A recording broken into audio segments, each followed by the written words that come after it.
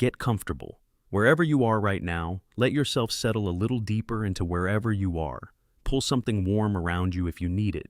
Dim whatever lights are still on. Tonight we are spending time inside one of the most meticulously constructed fictional corporations ever written into a video game. A company that sold the public shampoo and vitamins and antibiotic formulations with one hand, while quietly assembling the architecture for ending human civilization with the other. The Umbrella Corporation. Over the course of this video, we are walking through 125 of the darkest, strangest, and most quietly disturbing facts embedded in this institution's history. Some of these you will already know if you have spent serious time with the games. Many live in corners of the lore that even dedicated fans have never fully sat with.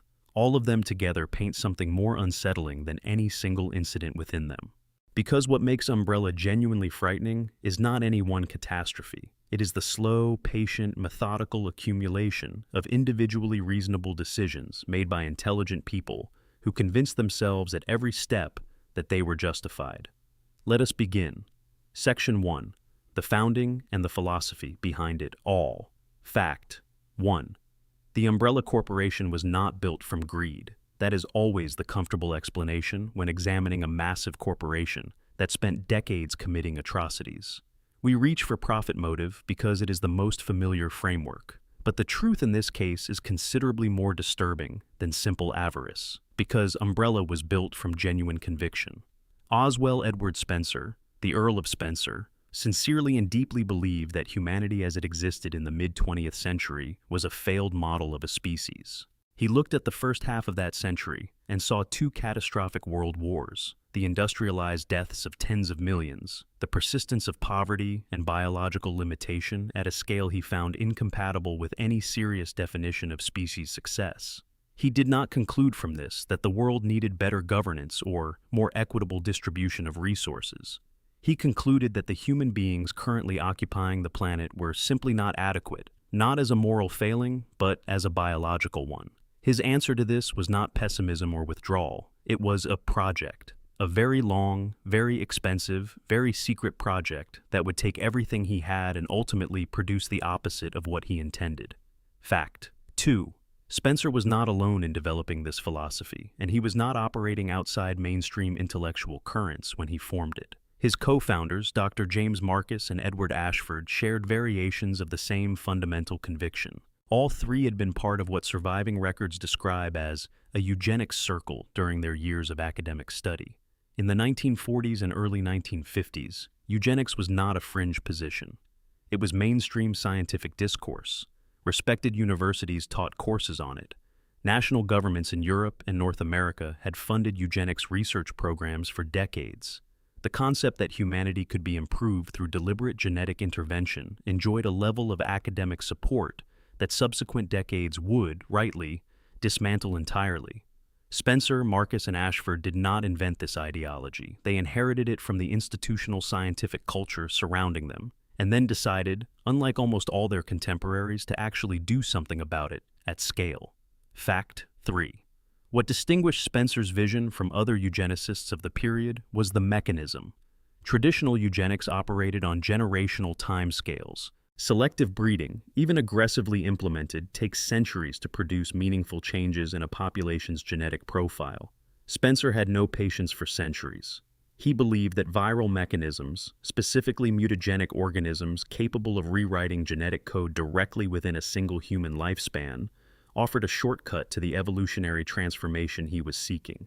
Not gradual selection across generations of breeding choices. Sudden transformation accomplished within years. This scientific hypothesis required a working biological model to prove, and finding that model was what eventually sent the three men toward Africa and a flower that a specific group of indigenous people had been living alongside for generations, without the Western scientific establishment being aware of what it actually was. Fact 4. The Umbrella name was chosen deliberately and carried Spencer's worldview encoded inside it from the very beginning. He conceived the metaphor with precision. He saw the current state of humanity as a kind of perpetual poisonous rain, a constant downpour of mediocrity, biological limitation, and self-inflicted violence. Most people were, in his framework, simply going to drown in it. They were not worth saving in their current form. But those who were gathered under the umbrella, those who met the criteria Spencer would eventually define for the new humanity he intended to cultivate, would be sheltered. They would survive what was coming because, in his framework, they deserved to. The name was a statement of selection built into a single word. You were either inside or outside the umbrella. Inside meant survival. Outside meant you were the rain. Fact 5. The corporate logo that became one of gaming's most recognizable images had two specific sources that Spencer deliberately wove together. The red and white color scheme was drawn directly from the Spencer family coat of arms. The 8-segment octagonal structure was adapted from the symbol representing the 4 founding noble houses of an isolated mountain village in Eastern Europe, a place Spencer had visited during his youth and spent formative time studying under a figure the local community called Mother Miranda. Spencer took a symbol belonging to a cult built around illegal human experimentation in a remote village and compressed it into a corporate trademark, then stamped that trademark on consumer products sold to tens of millions of people who had no access to its meaning. He always described this choice as a gesture of respect toward Miranda's influence on his scientific formation. The more accurate reading is that he was claiming her methodology as his intellectual inheritance, while scaling it to a magnitude she had never imagined. Fact 6. Umbrella was officially incorporated in 1968, but calling that date a founding understates how long the infrastructure had been accumulating before the company name existed. Spencer had commissioned the construction of a private estate in the Arklay Mountains in the early 1960s. That estate was not built as a home, though it appeared as one on paper and functioned as one publicly. It was built as a facade for an underground laboratory complex intended for viral research. The construction took years. The laboratory beneath it was operational before the corporation that would legally own it had been formally created. Umbrella did not create the research program. The research program and the specific scientific goals it served made Umbrella necessary as a financial and legal vehicle. The company was infrastructure. The project came first. Fact 7.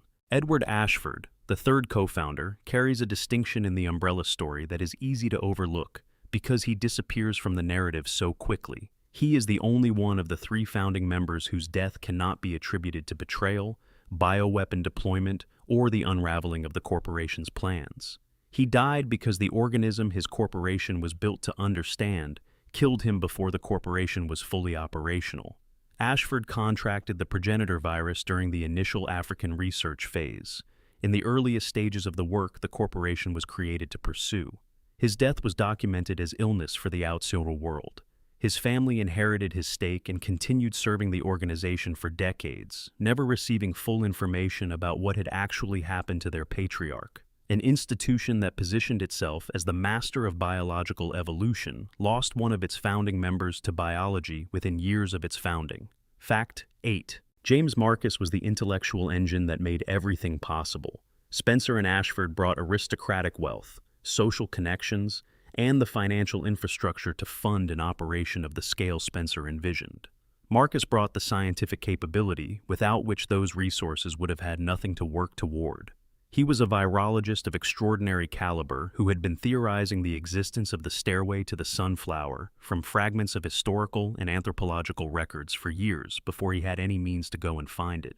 He organized the expedition. He supervised the sample extraction. He spent years in painstaking laboratory work developing what would become the T-virus. Every viral agent that Umbrella would ever produce, every biological weapon in the franchise's entire history, traces its direct scientific lineage back to foundational work that Marcus accomplished. He was irreplaceable. Spencer had him killed when the relationship became inconvenient. Fact 9. The assassination of James Marcus was ordered by Spencer in 1988, roughly 2 decades after the corporation's founding. On a practical level, Marcus had accumulated grievances.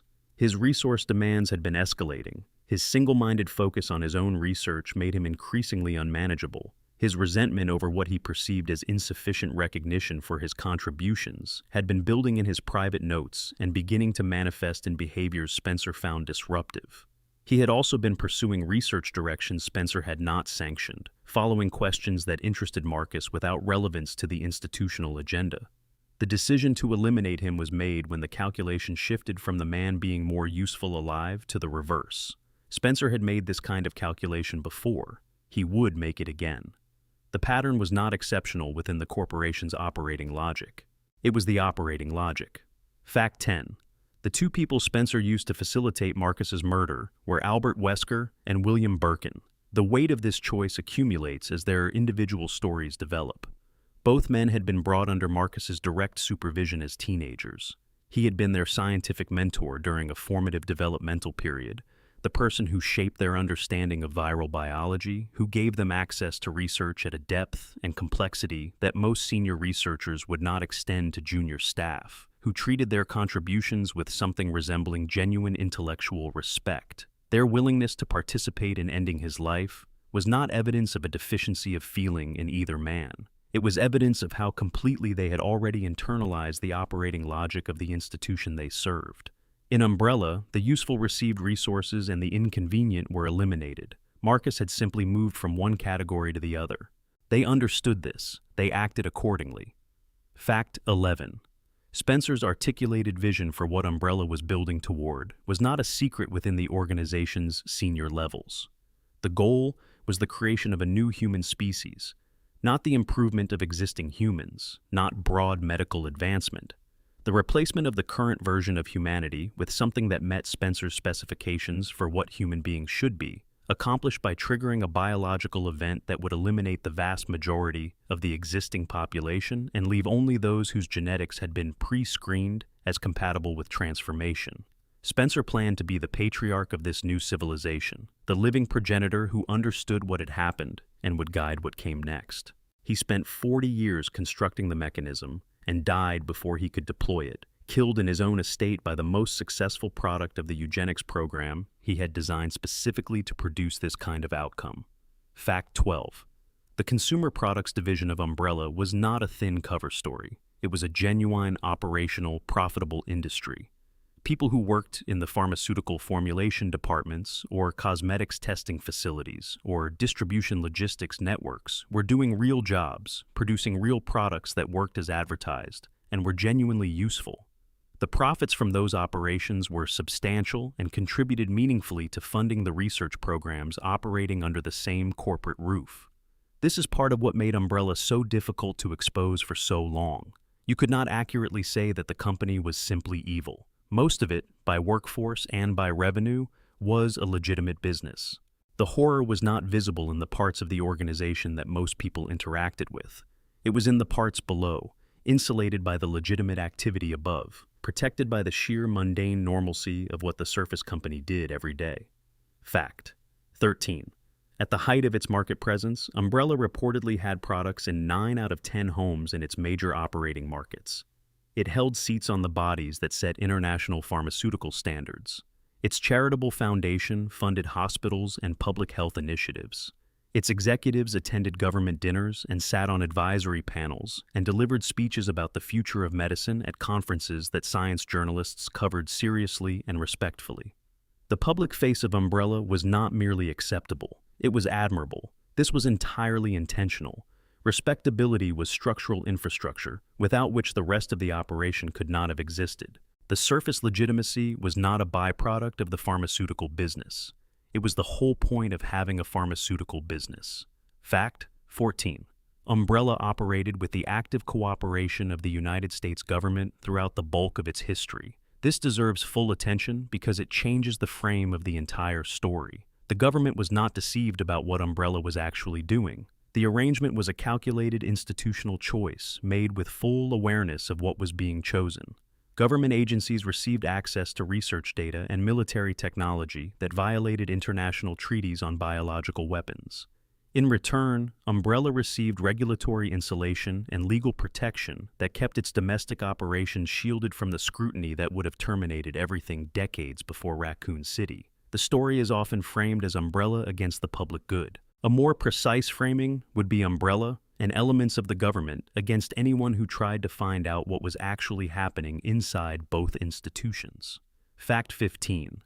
Umbrella's internal security architecture was designed by someone who understood from the beginning that the organization would generate enemies from within as readily as from outside. The Umbrella Security Service, the USS, functioned as a paramilitary force handling external security and bioweapon containment incidents. Separate from and largely hidden from the USS itself was an internal intelligence division whose function was to surveil other Umbrella employees, identify deviations from institutional loyalty before they became external threats, and eliminate those deviations through whatever means were available.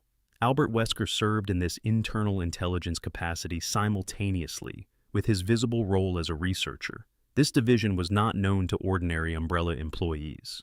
It was a shadow inside a shadow, watching from within an organization that was already hidden from the world, and it answered to Spencer alone. Before we go any further, drop a comment right now telling me what time it is, where you are, and what part of the world you are in. I genuinely check those, and knowing that someone in a completely different time zone is here for the exact same thing is one of the best parts of doing this. If you have not subscribed yet, one tap makes a real difference in whether this kind of content reaches people who want it. Now back to where everything started, before the corporation, before the laboratories, in a garden in West Africa. Section 2, The Stairway to the Sun, Fact 16. Every virus, every outbreak, every monster, every city that burned in the history of the Resident Evil franchise traces back to a single scientific hypothesis. In 1966, James Marcus began formally articulating a theory he had been developing from fragmentary historical and anthropological records over the preceding years. He believed a flower referenced in the oral traditions of West African tribal culture, a bloom called the Stairway to the Sun, was the host organism for a naturally occurring virus capable of rewriting genetic code. He believed this virus existed, was functional, and was waiting in an underground garden in the Kijuju region. He laid this hypothesis before Spencer and Ashford. They agreed to fund an expedition. They were going to find a flower in Africa. What came back from that expedition would eventually kill 100,000 people in an American city and reshape the history of biological weapons development in ways that the franchise has spent over 2 decades documenting. Fact 17. The Ndipaya people, the tribe whose territory contained the Stairway to the Sun Garden, had not been ignorant of the flower's properties. They had built an entire social and spiritual structure around what the plant could do and what it did to those who approached it without adequate preparation. Their oral traditions preserved detailed knowledge of the flower's effects, accumulated over generations of careful observation. Some people who came into contact with the plant died from the exposure. Some were changed by it, altered in ways that the Ndipaya interpreted through their cultural and spiritual framework as evidence of the Earth's selection. The people who survived contact and emerged changed rather than destroyed were, in their tradition, those the Earth accepted. The Ndipaya understood, without the vocabulary of molecular biology, that the flower sorted people. Spencer would eventually take this understanding, strip out every element of the cultural framework around it, and call it a selection mechanism. Fact 18. The expedition Spencer organized to acquire progenitor virus samples was successful and brutal. The Ndipaya did not willingly hand over access to their sacred garden because a group of European scientists arrived with notebooks and politely requested it. The sophisticated body of knowledge they had developed over generations about who could safely approach the flower, what the signs of compatible biology were, how to manage exposure responsibly, was bypassed entirely because the people holding that knowledge had no institutional protection and no mechanism for preventing what the expedition had the resources and the determination to take. The virus came back to Europe. The knowledge about how to approach it safely, the accumulated wisdom of generations of careful observation, did not. What was left behind in the Kijuju region after the expedition was not something the available documentation discusses in detail. Fact 19.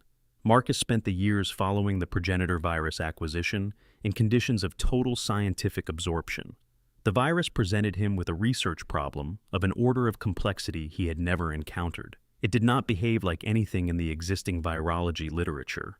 Most viruses introduce genetic material into host cells and use the host's cellular machinery for replication.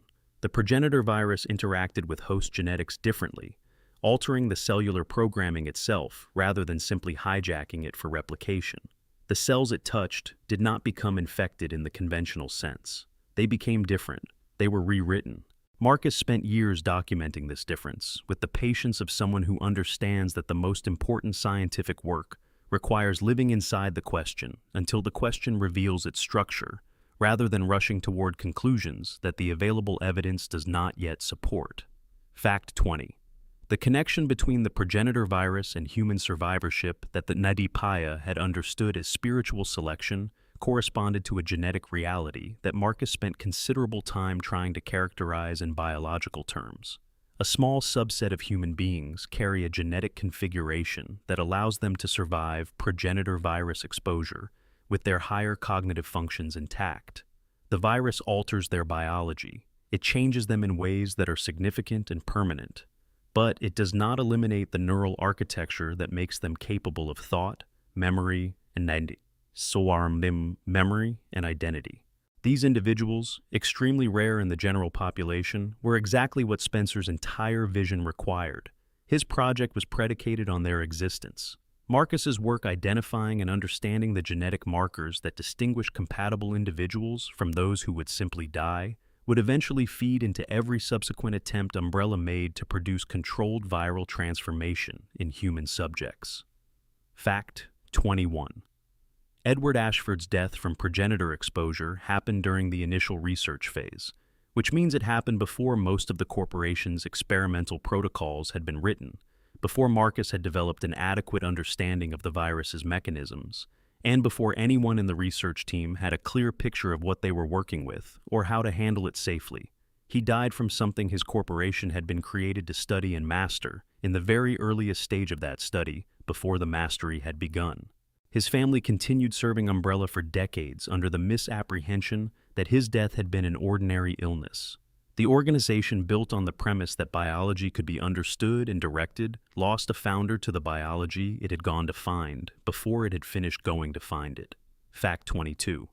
The T-virus that Marcus would develop from the Progenitor Foundation was completed in 1978, approximately 12 years after the initial expedition. 12 years of daily laboratory work, of failed formulations and partial successes and promising directions that led nowhere, of painstaking documentation of biological outcomes across experimental subjects. The innovation that bridged the gap from progenitor virus to T-virus was Marcus's work with leech DNA. He had been studying the regenerative properties of parasitic organisms in parallel with his progenitor research, looking for biological mechanisms that could complement the virus's cellular interaction capabilities. The combination of progenitor virus genetic material with properties derived from leech biology produced something neither parent component could produce alone: a viral agent with the progenitor virus's ability to alter host genetics, combined with an enhanced cellular interaction mechanism that Marcus had not entirely predicted before he achieved it. The leech also brought something else into the synthesis that Marcus did not fully account for: a thermal vulnerability that would become relevant to events decades later. Fact 23. The African research facility that Umbrella established to maintain access to the stairway to the Sun Garden was among the most secretive of all the corporation's global installations. Its existence was known to only a small number of Umbrella's most senior personnel. It did not appear in any public-facing documentation. It was staffed by researchers selected for willingness to work in conditions of total geographic and communicative isolation. The facility's function was to control access to the natural viral source, conduct ongoing progenitor research in conditions permitting fresh sample collection, and prevent any other party from accessing what Umbrella had secured. The garden that Ndipaya had tended for generations was now institutional infrastructure, and the community that had tended it for those generations was no longer in any position to do so. Fact 24. The relationship between the progenitor virus and Spencer's evolutionary ambitions was, in his own conception, not metaphorical. He believed the virus was a natural selection mechanism that human civilization had insulated itself from. In the environment where it evolved, the progenitor virus functioned as a biological filter, killing those whose genetics could not accommodate it and transforming those whose genetics could. This was, in Spencer's reading, exactly what natural selection was supposed to do, but had been prevented from doing by the development of medicine and the social support structures of modern civilization that kept biologically marginal individuals alive long enough to reproduce. The virus was going to restore the pressure. The extinction event Spencer had been building toward was simply nature's mechanism deployed at a scale and speed that would accomplish in a generation what the species required. Section 3. The Spencer Mansion and the Architecture of Secrets, Fact 25. The Spencer Mansion in the Arkley Mountains is, on its surface, exactly what a private estate belonging to a wealthy English aristocrat might look like. Architecturally imposing, set in sufficient acreage to guarantee privacy, aesthetically refined in the way that reflects generations of accumulated taste rather than new money's eagerness to display wealth. It takes visitors through rooms whose proportions and decoration communicate immediately that the person who commissioned this place understood what he had and had been surrounded by quality for a long time. The mansion is beautiful in the cold, calculated way that truly powerful places tend to be beautiful, and beneath it, accessible through passages built into the walls themselves, lay a laboratory complex that would eventually produce organisms capable of ending the city visible from the mountain. Fact 26.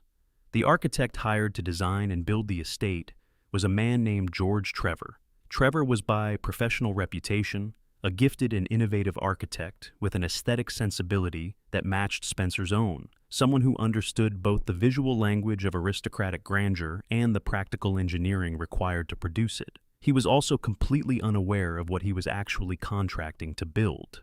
He received specifications that included underground elements described as wine storage, private vaults, and mechanical service infrastructure. He was not informed that what he was designing beneath the estate's foundations was a biological research facility with built-in containment specifications. He designed Spencer's most important secret with full professional craftsmanship and absolutely no understanding of what the spaces he was creating would be used for. He built Spencer's laboratory thinking he was building his cellars. Fact 27. George Trevor was also the father of Lisa Trevor. This was not coincidence and was never meant to be. Spencer wanted Trevor's architectural expertise, and he wanted Trevor's family available as experimental material, and he addressed both needs simultaneously with a single business engagement. Once the mansion's construction was complete, and Trevor's technical contribution was no longer required, he and his family were brought to the estate under the pretense of an extended visit, offered every hospitality that the estate could provide, and never permitted to leave. The man who had designed the underground laboratory found himself, with his wife and his daughter, on the wrong side of the doors he had spent years making perfect. Fact 28. The mansion was designed with embedded puzzles built directly into the architecture. The combination locks, the hidden passages, the mechanisms that required specific objects or specific knowledge to operate, the rooms whose purposes were obscured by the complexity of what was required to enter them. Trevor had been asked to incorporate all of these elements, ostensibly for security. Spencer had an additional purpose that Trevor was not told about. He intended the architecture to function as a living assessment environment. Anyone navigating the mansion under pressure, whether an intruder, an employee being evaluated, or a research subject given access to the above-ground structure, would reveal something about their cognitive function and their behavioral responses to stress. The mansion was a test as much as it was a building. Spencer never stopped evaluating people, not even through his architecture. Fact 29. The underground laboratory complex was, for its era, extraordinarily sophisticated. It had been built with biological containment specifications that required airlocks between sections, sealed research environments with independent atmospheric systems, waste disposal infrastructure capable of handling materials that could not be introduced into any municipal system, and independent power generation. It had dedicated communication systems connecting it to Umbrella's other facilities through channels that did not route through publicly accessible networks. The spaces built for holding biological subjects had been designed with specific attention to the question of what would be needed to hold things that did not want to be held, and that might, in time, become capable of refusing. Spencer had built the cage before he had populated it, and he had built it for the specific kind of occupants he intended to create. Fact 30. Lisa Trevor was subjected to her first progenitor virus injection at approximately 14 years of age. The injection was presented to her and her family as a vaccination, a routine medical procedure that a responsible host might provide to guests as a basic courtesy. They had no reason to question it. Medical procedures were administered as Spencer directed and accepted as Spencer intended. The injection was not a vaccination. It was the first in a series of experiments that would continue, without pause, for 3 decades. Jessica Trevor's body rejected the virus within weeks and she died. Lisa Trevor's body did something that the research team had not anticipated and could not initially explain. Her system adapted. Her immune response was insufficient to eliminate the virus, but sufficient to prevent the virus from fully dominating her cellular architecture. An unstable equilibrium established itself between her biology and the progenitor virus's instructions. An equilibrium that would be disrupted repeatedly by additional experimental compounds over the following years, but that held her together through ordeals that should not have been survivable. Fact 31. George Trevor was disposed of after the mansion's construction was complete by being taken on what was framed as a tour of the finished estate. He was led through the underground passages, through his own creation, and left there. The passages were sealed behind him. He wandered the labyrinthine system he had designed, following corridors that led back to corridors, finding no exit that he had not built to be difficult to find, and died in the dark of the maze he had spent years perfecting. His body was found in the underground cemetery that had been incorporated into the facility's disposal infrastructure, a cemetery he had designed because Spencer had included it in the original specifications, and was documented in the research records as a deceased test subject rather than as the man who built the building above him. Fact 32. The choice to locate Umbrella's primary early research facility in the Arklay Mountains, at geographic proximity to what would become a city of 100,000 people, was not a failure of planning. Spencer was involved in the development of Raccoon City's industrial infrastructure from the early stages of the city's modern expansion.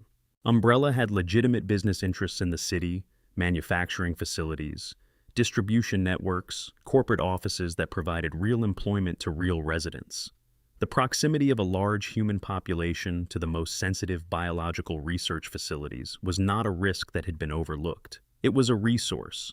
A city that size generated the kinds of logistical capabilities, labor pools, institutional cover, and biological research material that Umbrella's programs required on an ongoing basis.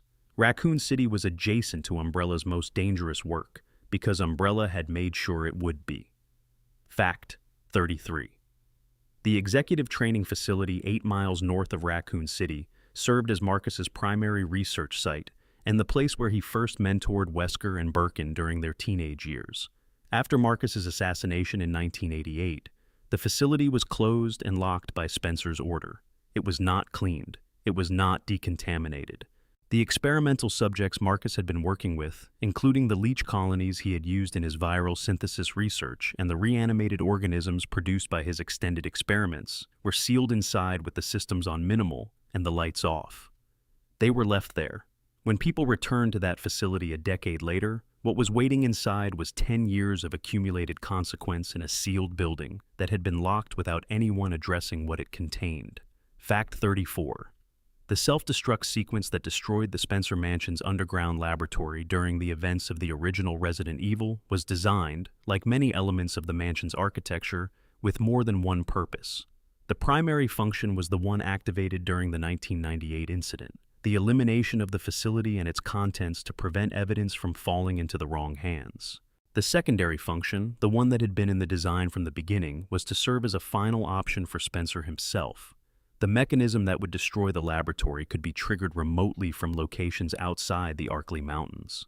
Spencer had built his most important research installation with the assumption that it would eventually need to not exist anymore, and he had made sure that when that moment came, it would happen on his terms. Section 4. The T-virus and what it does to everything. Fact 35. The T-virus is a family of related viral strains, not a single stable entity. All members of the family share a common ancestor in the progenitor virus. All were developed and refined across multiple decades of research, conducted by different teams in different facilities following different research directions, which is why the T-virus strains documented across the franchise's games have overlapping properties but different specific effects depending on what modifications had been applied to which base material. The name Tyrant virus does not refer primarily to the Tyrant bioweapons, though it connects to them. It refers to the virus's behavior at the cellular level. The T virus is a tyrant within the cell, overriding the host cell's genetic programming and substituting its own instructions, directing the cell to become something organized around the virus's priorities rather than the host organisms. This happens one cell at a time across every tissue system the virus reaches, which is eventually every tissue system in the infected host, fact 36. The zombie, the most widely recognized product of T-virus infection, was not a designed outcome. Umbrella did not create the T-virus with the intention of producing walking undead. The zombie is a failure mode. It is what happens when the virus does what it does to a host whose biology cannot accommodate the transformation at the cellular level without the brain failing in the process. T-virus infection disrupts cellular metabolism in ways that the higher cognitive architecture of the human brain cannot survive intact. Consciousness, personality, memory, language, the functions that distinguish a person from an organism, are among the first casualties of the viral process. What remains is a body driven by the most primitive biological imperatives: movement, aggression, consumption. The virus maintains the body's function after it has destroyed the person inside it. The zombie is not the goal. It is the evidence of what the goal costs the overwhelming majority of the time. Fact 37. The proportion of human beings who carry the genetic configuration necessary to survive T-virus exposure with their cognitive functions intact is approximately 1 in 10 million. These individuals are not immune to the virus. It infects them. It alters their cellular biology. It changes them in ways that are significant and permanent, but it does not eliminate their neural architecture. Their specific genetic configuration provides something the virus can work through rather than breaking. They retain consciousness. They retain memory. They retain something recognizable as personality, though the personality that emerges from transformation is not always identical to the one that went in. Spencer's entire Tyrant program, his years of attempting to produce superhuman biological weapons through T-virus exposure of human subjects, was premised entirely on finding these individuals. The program produced its result by killing everyone else. Fact 38. The T-virus has a thermal vulnerability that was not intentionally designed into it. Marcus incorporated leech DNA into the viral synthesis because the regenerative properties of certain parasitic organisms offered biological capabilities that complemented the progenitor virus's mechanisms. He was focused on what this combination could produce and did not fully account for what it might introduce. The leech DNA brought a sensitivity to elevated temperatures that the progenitor virus alone did not have. At sufficiently high temperatures, the T-virus's cellular interaction mechanism breaks down. The infection becomes survivable through fire in ways that standard viral infections are not. This property became one of the few consistent tactical advantages that the franchise's protagonists could rely on across different outbreak scenarios. The weakness was baked in by accident, and it persisted across every derived strain, an unintended inheritance from the organic material Marcus had used to build his breakthrough. Fact 39. The T-virus's effects on non-human organisms produced results that differed from its effects on human hosts in ways that Umbrella found useful for weapons development purposes. Animals and insects and plants exposed to sufficient viral load showed significant increases in physical size, increases in aggression and predatory capability, and the development of biological properties they had not previously possessed. Infected dogs became the Cerberus creatures documented throughout Umbrella's contaminated facilities. Infected plant matter grew to extraordinary sizes and in some cases developed properties that had no botanical precedent. The most extreme plant mutations found in the deepest areas of contaminated research facilities were biological masses that retained almost no visual connection to any recognizable plant species. The virus did not distinguish between kingdoms of life. It rewrote whatever it touched according to the same fundamental instructions, with results that varied based on what it had to work with. Fact 40. The mass production tyrant designated T-103, the creature known in the games as Mr. X, was developed by Umbrella's American division as a deployable combat and containment platform. The design requirements included physical capability well beyond human baseline, sufficient neural function to follow operational directives, and resilience to conventional weapons that would make the creature difficult to stop once deployed. The T-103 met all of these requirements. It had been a human being. That human being had survived T-virus exposure in the minimal sense of retaining physical function while losing all higher cognitive capability. The process that produced Mr. X was the same process that produced zombies, just at the very upper edge of what T-virus exposure left intact. The creature that pursued Leon Kennedy through the Raccoon City police station was not a monster that had been created from nothing. It was a person from whom everything except the body had been removed. The body then repurposed and deployed as equipment. Fact 41. The T-virus antiviral compound that Umbrella developed, the T-vaccine, could prevent the transition to full viral dominance if administered early enough in the infection process. This compound was developed primarily because Umbrella needed to protect its own personnel working in contaminated research environments. The production capacity was deliberately maintained at a level sufficient for Umbrella's internal needs. In the event of a mass outbreak in a civilian population, there was no plan to distribute treatment widely. The vaccine was an operational resource for the people Umbrella needed to keep working, not a medical product for the general public. The existence of a functional antiviral for the T-virus was never disclosed to any public health authority. Fact 42. The green herbs found throughout the franchise's contaminated environments are not naturally occurring. They are a T-virus-era botanical development, cultivated deliberately by Umbrella researchers who discovered that certain plant species exposed to low-level T-virus contamination developed dramatically enhanced medicinal properties. They absorbed viral material and generated compounds in their tissue that accelerated human cellular repair when consumed, through a mechanism that was never fully characterized in any surviving research documentation.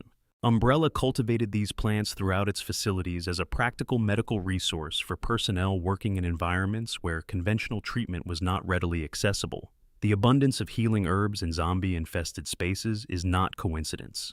It is evidence of infrastructure. The plants were placed there by someone, and the someone placed them there because the space was going to need them. Fact 43. The specific biological mechanism by which T-virus infection eventually kills the host's cognitive function, rather than killing the host entirely, produces what is perhaps the most disturbing quality of the infected. They retain something that looks like pain. Documented observation of infected individuals in Umbrella's research records includes notations about vocalizations that suggest the organisms are experiencing discomfort. Whether what remains of the infected brain is capable of registering pain in the way that a conscious mind registers pain, whether there is any subjective experience occurring inside the infected organism, is a question that the research documentation raises without resolving. The franchise does not dwell on this, but it is there in the underlying biology. Fact 44. The Raccoon City outbreak demonstrated both of the T-virus's primary transmission vectors with catastrophic efficiency. Direct fluid contact through bites and scratches was the visible vector, the one that spread the infection through the city's population in the weeks documented in the games. But the water supply contamination that had been occurring through Umbrella-connected infrastructure meant that even people who successfully avoided all contact with the infected were still being exposed. There was no safe quarter of the city by the outbreak's final stages. People who stayed home and locked their doors and did everything that rational common sense suggested were drinking infected water and being infected by it. The design of the infrastructure that made this possible was not an accident of geography. It was the product of years of deliberate institutional embedding into the city's basic systems. Section 5. Lisa Trevor, Fact 45. Lisa Trevor is the most important human being in the history of Umbrella Corporation, not because of her power, though her physical capabilities became extraordinary, and not because of her deliberate contributions to the research, because she made none deliberately.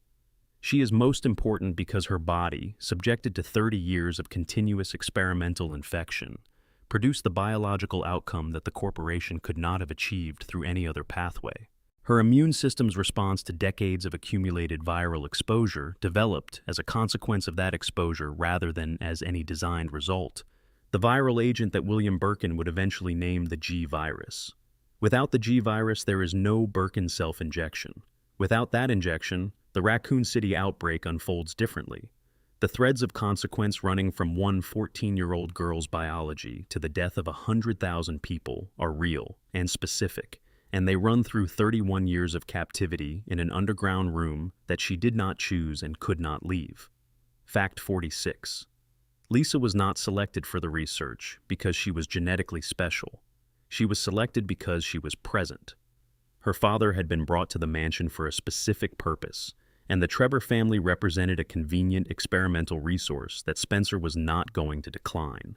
She was young, she was healthy, and she was exactly the kind of subject that the facility's protocols required. The expectation, based on every previous exposure trial, was that she would die from the injection. The progenitor virus had killed every other subject who had received it, without the specific genetic characteristic that Marcus had been trying to identify. There was no reason, at the beginning, to believe Lisa Trevor was different from any of them. Fact 47. The researchers who continued working with Lisa Trevor after her initial survival treated her as equipment rather than as a person. This needs to be said plainly rather than softened by clinical language. The conditions of her captivity were not humane. The experiments conducted on her were not designed with any genuine consideration of her suffering as a factor that should modify the research. She was maintained in the condition necessary to continue being useful, and in no condition beyond that. She was held in underground spaces. She was injected repeatedly with different experimental compounds over decades. She was observed and measured and documented. She was not provided with any explanation for what was being done to her. She was not permitted contact with anyone who might have addressed her as a person rather than a subject. Fact 48. The biological changes that accumulated across Lisa's captivity went in directions the research team had not anticipated. Her body did not become infected and stabilize. It kept adapting. Each new compound introduced into her system was met by an immune response that, instead of eliminating the compound, integrated it. She absorbed virus after virus and kept surviving, and kept changing, and kept developing new biological capabilities. Her tissue regeneration became extraordinary. Her physical strength exceeded anything that standard human biology could account for. She became, in the biological sense, an archive of every experimental compound that had ever been introduced into her body, hosting them all, surviving them all, never reaching a state of stable resolution with any of them, because the accumulation itself was the biological process. Fact 49. The psychological damage that accumulated across Lisa Trevor's captivity took a form specific to the nature of what she experienced. She had been a child who loved her family. She had been separated from that family by force and subjected to continuous trauma across the entire span of her adult life. Her mind did not simply shatter under this. It adapted in the way that minds under conditions of extreme and sustained isolation tend to adapt, reorganizing around what was available and preserving what it could not afford to lose. What she could not afford to lose was the connection to her mother. She preserved this connection through whatever materials were accessible to her. She made masks from the faces of researchers who had been assigned to her and had died in the course of the research. She wore those faces as a way of keeping someone with her. She kept her father's journal. She maintained an attachment to the people she had lost through the physical objects connected to them, because the objects were all that remained. Fact 50. The grave that Lisa had been tending for years, visiting and maintaining and returning to, with the devotion of someone who needs a physical place to put their grief, did not contain her mother. Jessica Trevor had died elsewhere in the facility, in a different section years earlier. The grave marker had been placed by the research staff as a management tool, giving Lisa a focal point for her grief. A physical location her attachment to her mother could be organized around served the operational purpose of keeping her near the monument and away from the active research areas of the estate. She had been tending an empty grave, season after season, because the people responsible for her captivity had found it useful to give her somewhere to grieve while keeping the actual location of her mother's remains from her. She discovered this in 1998. The notes she wrote after that discovery are brief. Fact 51. Lisa Trevor was alive in the Spencer Mansion's grounds in July 1998, when STA-RS Alpha Team entered. She had been there for 31 years. Her physical capabilities had been enhanced to the point where she was effectively impossible to stop through conventional means. She could not be meaningfully sedated. she could not be physically restrained by any system Umbrella had been able to deploy. She had been managed through the simple expedient of giving her a space she was willing to occupy voluntarily, a memorial structure in the forest and a grave marker nearby, and ensuring that nothing in the active research areas gave her reason to leave that space. She was not imprisoned. She simply had no compelling reason to be anywhere else, and nothing to go back to. Fact 52. The G-virus that Lisa Trevor's accumulated biology had produced was, when Birkin analyzed samples extracted from her, the most significant biological discovery in Umbrella's research history. It had properties qualitatively different from the T-virus family in ways that made it both more powerful and more dangerous. Where the T-virus infected a host and transformed them, the G-virus infected a host and then actively sought to propagate through them, introducing biological material that would attempt to generate new G-infected organisms in anything with sufficient biological compatibility. The mechanism was not gradual. It was aggressive, immediate, and oriented entirely toward propagation, regardless of the consequences for the host or for the organisms receiving the reproductive material. It was, in biological terms, a viral agent that had learned to treat everything around it as a vehicle for its own continuation. Fact 53. Umbrella formally erased Lisa Trevor from its records when the biological material her captivity had produced became significant enough that the story of how that material had been generated became a liability. A G-virus development narrative that began with a 14-year-old girl being held in an underground room for 30 years was not a narrative that served any institutional purpose. The documentation of her captivity and the experiments conducted on her was reclassified to a level accessible only to the most senior researchers. The existence of Lisa Trevor as a historical figure in Umbrella's research program was officially deleted from the records most personnel could access. She continued to exist in the physical world, wandering the estate grounds and the monument in the forest. She simply ceased to exist in the institutional record, which was, from Umbrella's perspective, the only record that mattered. Section 6. Project W and the Wesker Children. Fact 54. Project W was Spencer's attempt to apply the selective principles he had been developing through decades of viral research to a controlled human developmental program.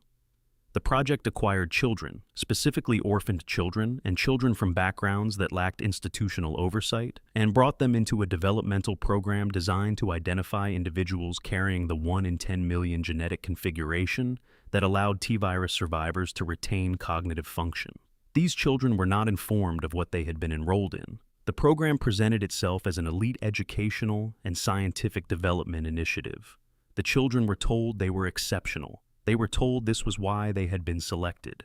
They were not told in what specific sense they were exceptional or what the selection meant in terms of what would eventually be done to test whether the exceptionalism was real.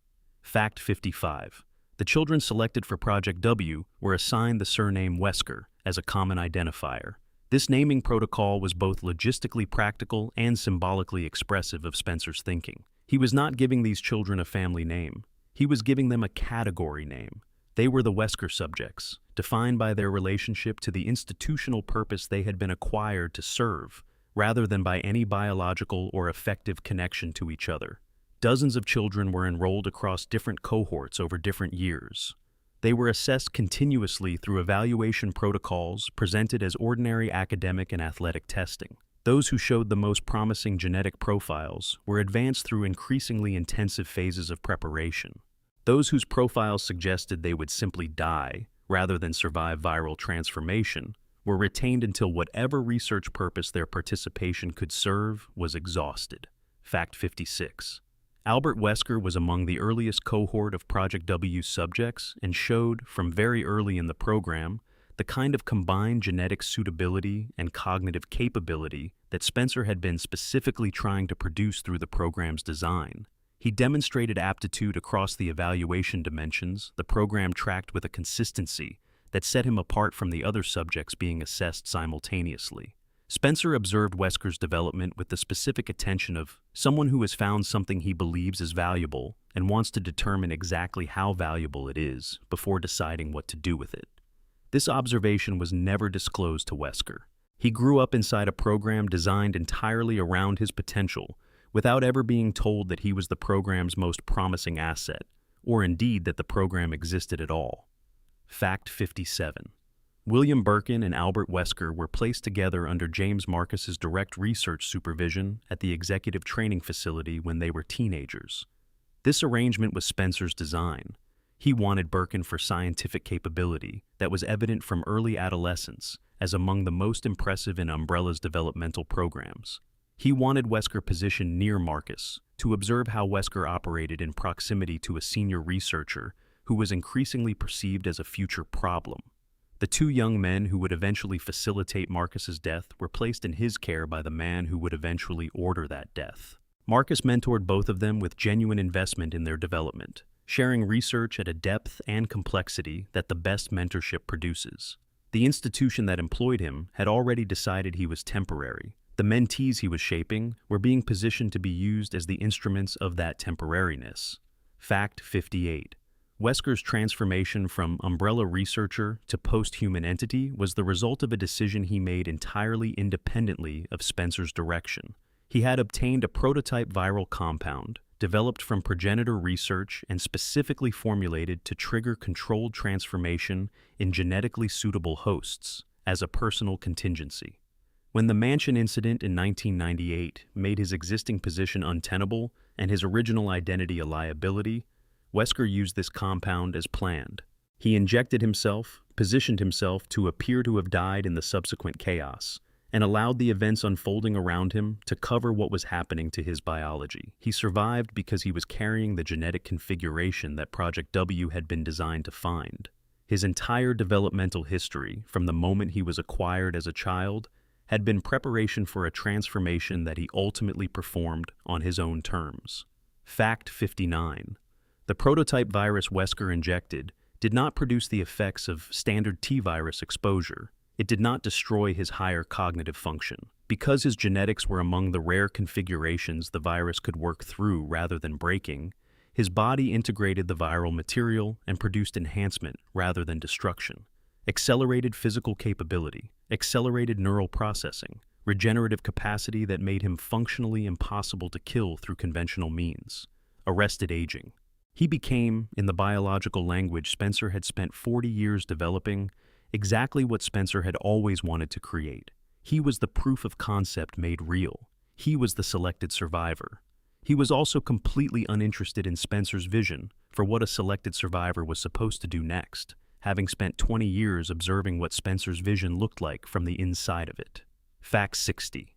Spencer's final years were spent in deteriorating isolation with a progressively clearer understanding that the institution he had built was not going to produce the outcome he had designed it for. The Raccoon trials were progressing toward a verdict he could not prevent.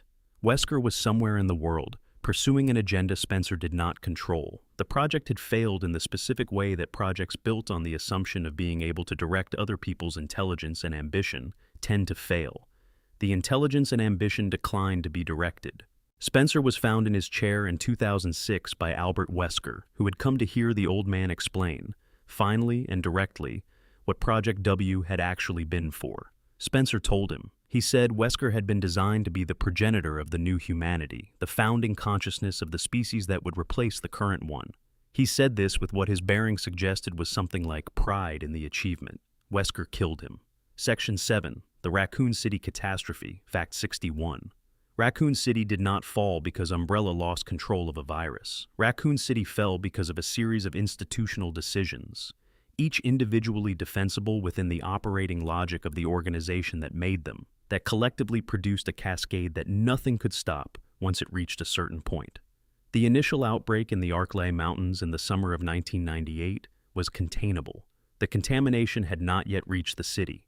The infected organisms were still largely confined to the forest and the estate and the research facility. There were specific moments in the early weeks of the outbreak when intervention would have been meaningful. Umbrella's response during those moments was directed not toward containing the biological risk, but toward protecting research assets, preventing legal exposure, and managing the information environment around what was happening. These were rational institutional priorities, given everything Umbrella was. They were also the decisions that ended a city. Fact 62. The STARS teams were directed to investigate the Arklay mountain disappearances through channels that Albert Wesker effectively controlled in his capacity as Alpha Team's captain. Wesker used his position to ensure the teams were deployed into the Spencer mansion and surrounding area as a live-use trial for the biological weapons the facility contained. The team members who went in were, from the perspective of the operational plan Wesker was serving, experimental data points. Their capabilities, their training, their equipment, their behavior under extreme stress would generate performance data about how Umbrella's creatures performed against highly competent human opposition. This data would be valuable to the weapons development programs Wesker was reporting to. The fact that most of the people generating this data would die doing it was factored into the operational design rather than identified as a reason not to proceed. Fact 63. William Birkin's decision to inject himself with the G-virus in the sewers beneath Raccoon City was not an impulsive act. It was the endpoint of a calculation he had been running for years. He had spent his career watching how Umbrella related to its most valuable researchers. He understood that the organization valued what people produced, and that once production ended, or a producer became a liability, the organization's behavior changed in ways he had watched happen to others. He was not going to hand over the G-virus and trust that the exchange would end well for him. He had prepared a secondary sample, hidden from the USS extraction team's knowledge. When they shot him and took what they had come for, he reached for the thing they had not found. The G-virus entered his body and began immediately doing what the G-virus did, which was to treat every biological system it encountered as raw material for its own continuation. Fact 64. The USS soldiers who survived their encounter with the G-virus, transformed Birkin, were carrying biological contamination when they withdrew through the sewer network. They knew they had been exposed. They did not report this. Whatever combination of training, institutional loyalty, denial, and the specific disorientation that accompanies extreme traumatic experience produced this decision, the result was that infected personnel moved through the city's infrastructure over the following hours, spreading contamination through the sewer system that connected to the water treatment infrastructure, depositing viral material in a network that reached into every building in the city. The Raccoon City outbreak had multiple simultaneous origin points by the time Umbrella's management had a complete picture of what was happening. Fact 65. The Raccoon City Police Department was deployed to manage an emergency that nothing in its history, training, or equipment had prepared it for. Officers encountered infected civilians and responded with protocols designed for managing civilian crises that bore no resemblance to what was actually happening on the streets. The institutional framework through which first responders understand emergencies, the categories and the communication chains, and the escalation procedures was not equipped to process the specific reality of a T-virus and G-virus simultaneous outbreak.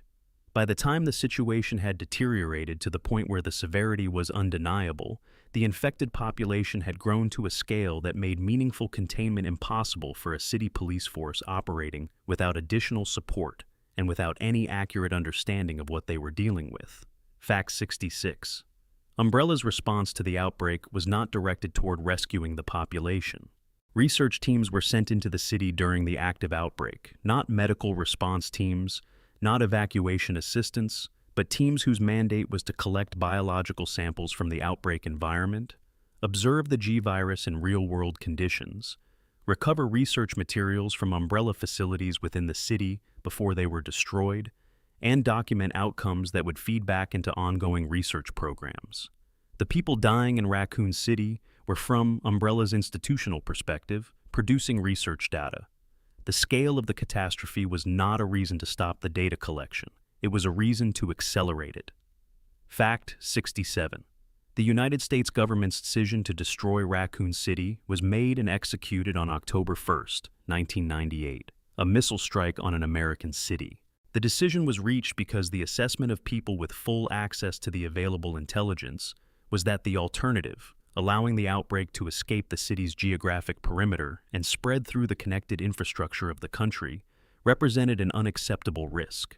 The decision was made under extreme time pressure by people who understood it would need to be explained in a way that the truth would not support.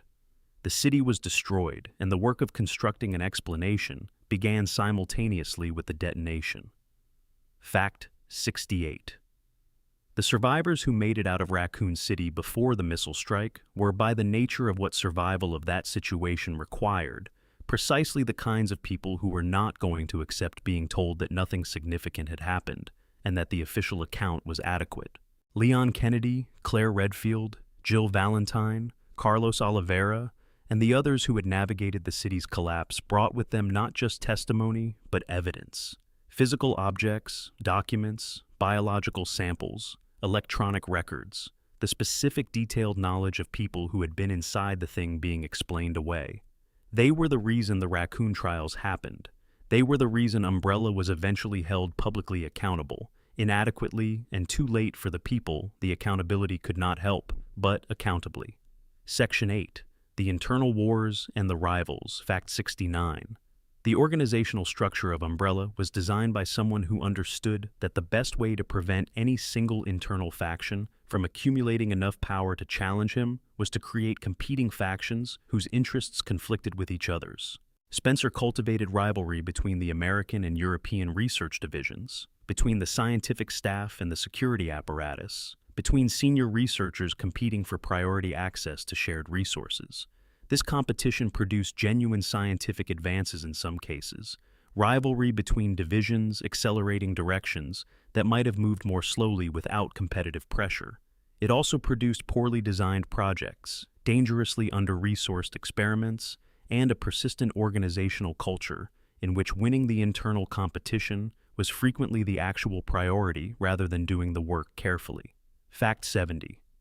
The Nemesis program was the European Division's answer to the American Division's Tyrant program, explicitly designed as a competitive counter-proposal. The Americans had produced the T-103, a powerful but relatively simple combi organism. The Europeans wanted something with directed intelligence, capable of complex targeting and executing specific missions with tactical awareness. Their solution was the NE-alpha parasite, an organism introduced into a Tyrant-class host to establish control over the host's neural remnants. The resulting creature was deployed in Raccoon City with targeting specifically focused on STARS members. It pursued that mission through a dying city for approximately 30 days. It was operational for 1 month in a city being destroyed by a missile strike anyway. Whether this counts as a success depends entirely on what you believe the metric was. Fact 71.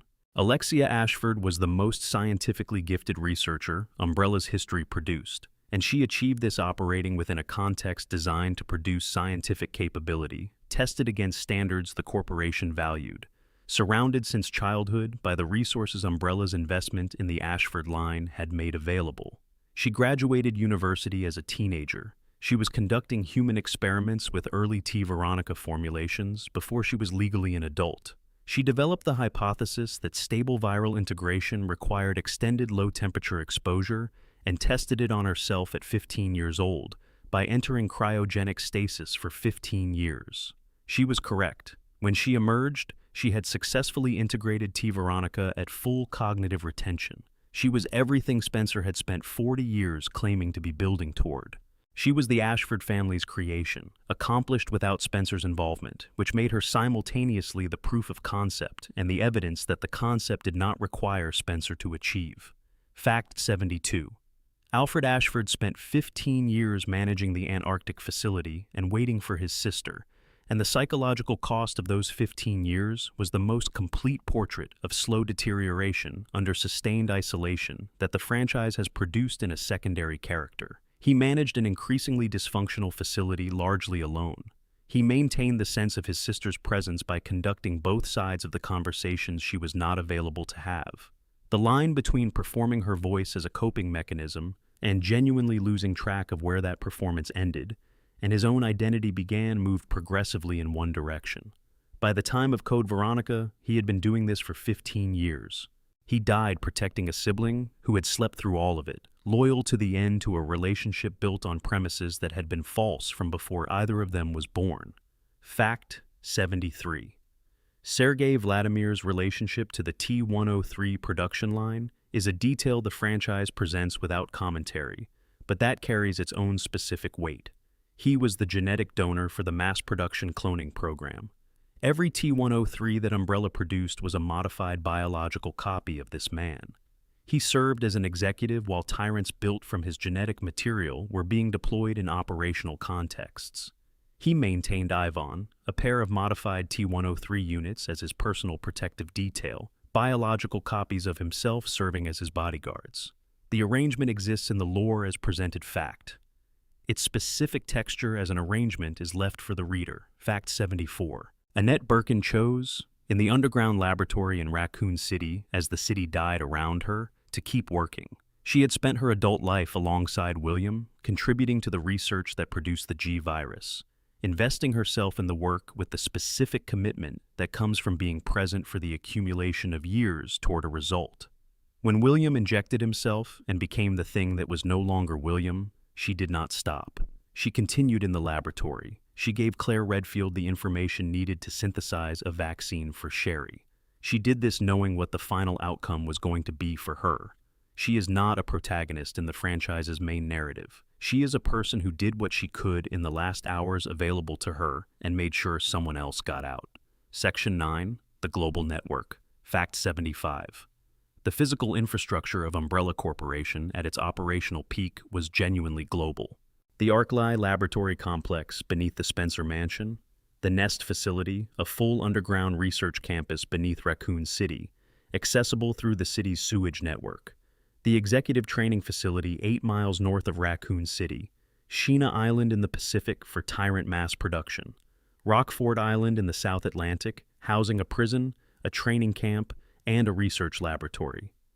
The Antarctic base near the Ross Ice Shelf, the Caucasus facility in southern Russia, the permanent research station in West Africa near the original progenitor virus source, multiple European installations referenced in supporting documentation, each operated with its own security structure and its own chain of command.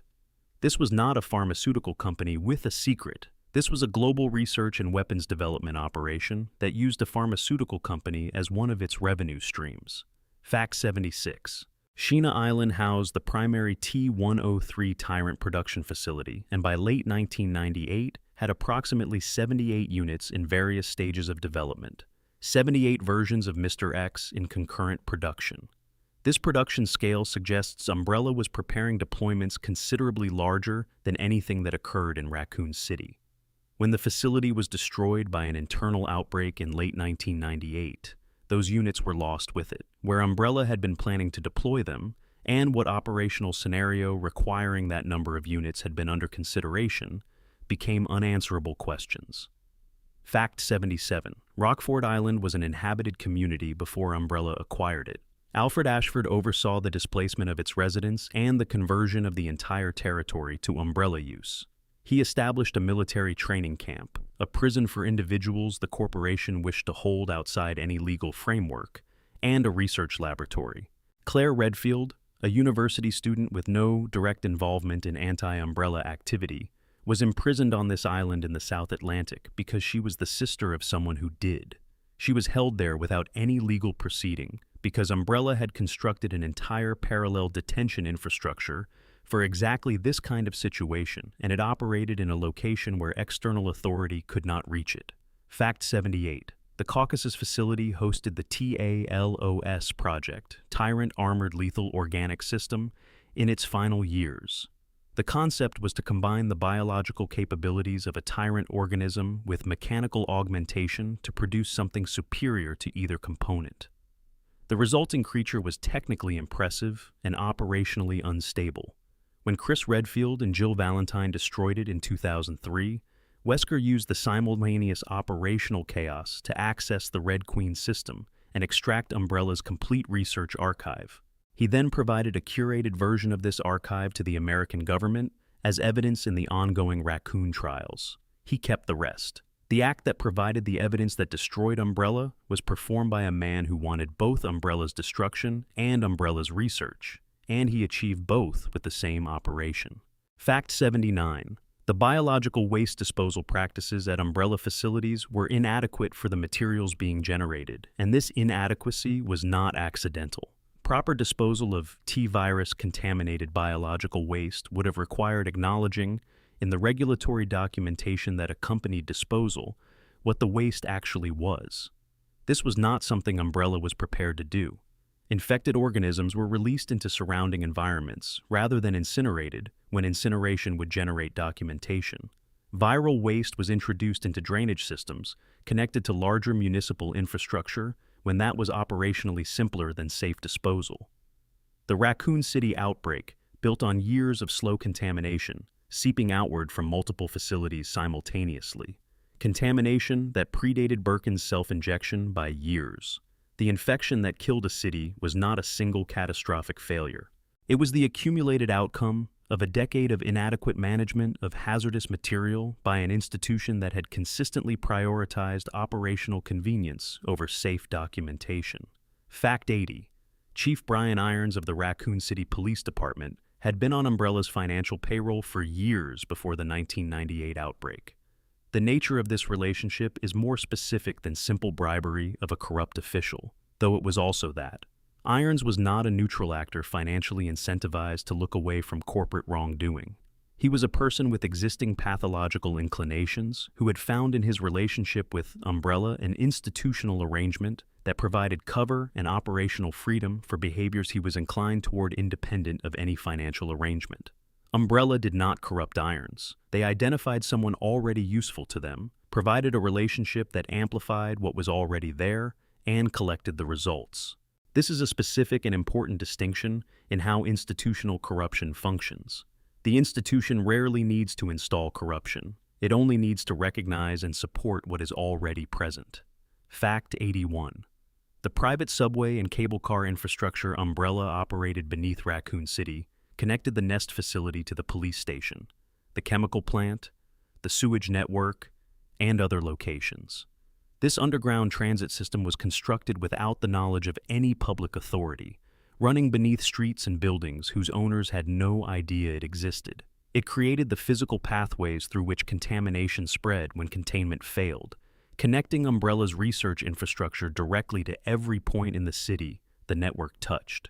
The same infrastructure that made Umbrella's operations so functionally efficient made the outbreak structurally connected to the entire city from the moment containment failed anywhere in the system. Fact 82.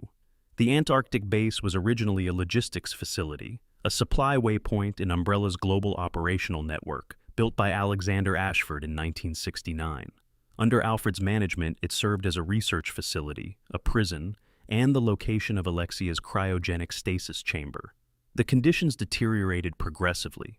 Workers were reportedly rotated through assignments of up to 8 years without leave. The physical infrastructure aged without adequate maintenance. The twins who grew up in this environment came of age surrounded by institutional decline. Alexia emerged from cryostasis into a facility that was a deteriorated version of the place she had gone to sleep in, managed by a brother who was a deteriorated version of the person who had been there when she left. Section 10. The Fall and What Was Left Behind. Fact 83. The collapse of Umbrella Corporation in 2003 was the worst thing that ever happened to global bioterrorism proliferation in the franchise's universe. This sounds counterintuitive. The corporation was the source of the technology. Eliminating the source should reduce the danger. But what actually happened when a global organization that had been developing and controlling the world's most dangerous biological agents under centralized management dissolved under legal pressure was that the technology scattered. The knowledge scattered. The trained personnel scattered. Before Umbrella's collapse, there was a single identifiable institutional body that could be monitored, pursued, and dismantled. After, the same capabilities were distributed across dozens of successor operations, black market networks, individual actors, and government programs that had acquired research data without securing the protocols that managed it safely. The corporation that was the source of everything was also the only centralized management structure for the threat it had created. When the corporation ended, the management ended too. Fact 84. The Raccoon trials concluded in 2003 with a verdict finding Umbrella criminally liable for the Raccoon City destruction incident. Umbrella Pharmaceuticals declared bankruptcy. Its subsidiaries followed over the subsequent year. Some were acquired by competitors who saw value in the legitimate operations. Others were deemed too contaminated by association to be commercially viable and were wound down. The legal proceedings had taken 5 years, delayed by every resource Umbrella could direct toward prolonging them, and by the American government's interest in managing its own exposure in the discovery process. When the verdict came, it was as much a political decision as a judicial one, but it was real. It was consequential. The institution that had been operating for 35 years was legally ended. Fact 85. 2 employees, CEs, Yoko Suzuki and Linda Baldwin, provided testimony during the Raccoon trials that contributed materially to the verdict that ended Umbrella. They had been workers in Umbrella's operations. They came forward and told what they had seen in a public legal proceeding against an organization that had repeatedly demonstrated its willingness to eliminate problems through direct methods when other methods were insufficient. The courage required for this act is not dramatized in the franchise's games. It exists as 2 names in a legal context, the specific individuals whose specific testimony made the specific difference between the corporation continuing and the corporation ending. Sometimes the thing that closes the monster is 2 people deciding to say what they saw, in a room where what they say will be recorded and heard by people with the authority to act on it. Fact 86. Blue Umbrella, Siznam Binyi Imgasolo, the organization that emerged from assets after the corporation's formal dissolution, rebranded with a blue version of the original logo and reoriented its stated mission toward combating biological threats. The people who formed it were largely from divisions that had not been directly involved in bioweapon development. Whether the rebranding represents genuine institutional transformation or the most sophisticated brand rehabilitation in the franchise's history is a question the lore raises without settling definitively. Blue Umbrella appears to operate in good faith in the context where the franchise shows it, but the logo they chose to keep, in a different color, still carries the full weight of everything the original logo represented. They chose to keep it. That choice was made deliberately by people who understood what they were keeping. Fact 87. Neo Umbrella, constructed by Carla Radams for the events of Resident Evil 6, claimed the Umbrella name as an assertion of ideological succession. Radames had been transformed into a copy of Ada Wong against her will through a process involving the C virus. Her organization's coordinated global bioterror attacks represented the most extensive single deployment of bioweapon technology in the franchise's documented timeline. An organization claiming Umbrella's ideological inheritance was, by any operational metric, more destructive in a shorter period of time than Umbrella had been across 4 decades. The institution had ended. The name still had power. That power was weaponized by someone who had personally experienced what Umbrella's methodology did to people who had no choice about being subjected to it. Fact 88. Wesker's Ouroboros project, the plan he pursued toward its operational phase in Kajuju, Africa in 2009, was a direct continuation of Spencer's original philosophical framework carried to its logical conclusion. Spencer had wanted viral exposure to function as a selection mechanism that would produce a surviving humanity of superior genetic configuration. Wesker wanted to use the Ouroboros virus to expose the entire global population simultaneously and eliminate everyone whose genetics were not compatible with transformation. The intended scale of human death was not, in Wesker's internal framework, a moral objection to the plan. It was the selection event. The overwhelming majority who died were simply not selected. Wesker simply disagreed with Spencer about who would be standing at the end to guide what came next. Fact 89. Wesker died in the Kajuju volcano, killed by Chris Redfield and Shiva Alomar through a combination of rocket fire and the volcano's extreme heat. The thermal vulnerability in the prototype virus he had been infected with, the property that Marcus had introduced by incorporating leech DNA in 1978, contributed to the outcome. A decision made in a laboratory 31 years earlier shaped what was possible in a volcano in 2009. The threads connecting early decisions to late outcomes in this story are real and specific, and they run in one direction. Wesker was the most complete product of everything Umbrella had built toward. He was killed by 2 ordinary people who would not stop. The ideology that spent 40 years selecting for biological superiority was ended by the stubbornness of people it had not selected. Fact 90. The progenitor virus source, the stairway to the Sun Garden in the Kajuju region, was destroyed on Spencer's orders in the years before Umbrella's formal collapse. The Ndipaya people who had been the garden's stewards for generations were killed. The researchers at the facility were killed. The garden was destroyed. Spencer erased the origin of everything his corporation had ever built in an attempt to protect secrets that were already being aired in a courtroom. The virus that started everything no longer exists in its natural form.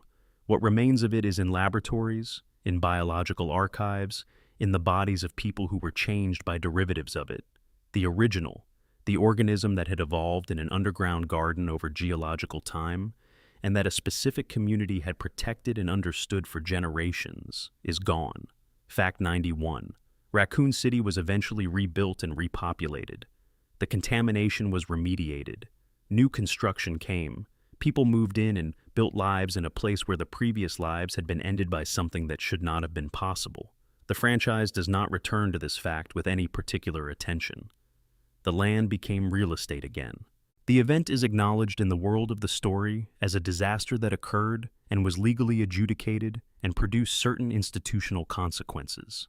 What it was as an experience for the people who died in it lives in a specific kind of preservation that the franchise creates, in the items found in rooms, in the documents discovered in spaces where people had been, in the specific architectural memory of spaces the games return to across years and sequels. Fact 92. Sherry Birkin survived Raccoon City and built a life in its aftermath. She carries a modified form of G virus from her exposure during the 1998 events. It gave her a regenerative capability. It became part of her biology in a way she did not choose and has learned to live with. Her father designed the most powerful and most unstable biological agent in the franchise's history, and it consumed him from the inside.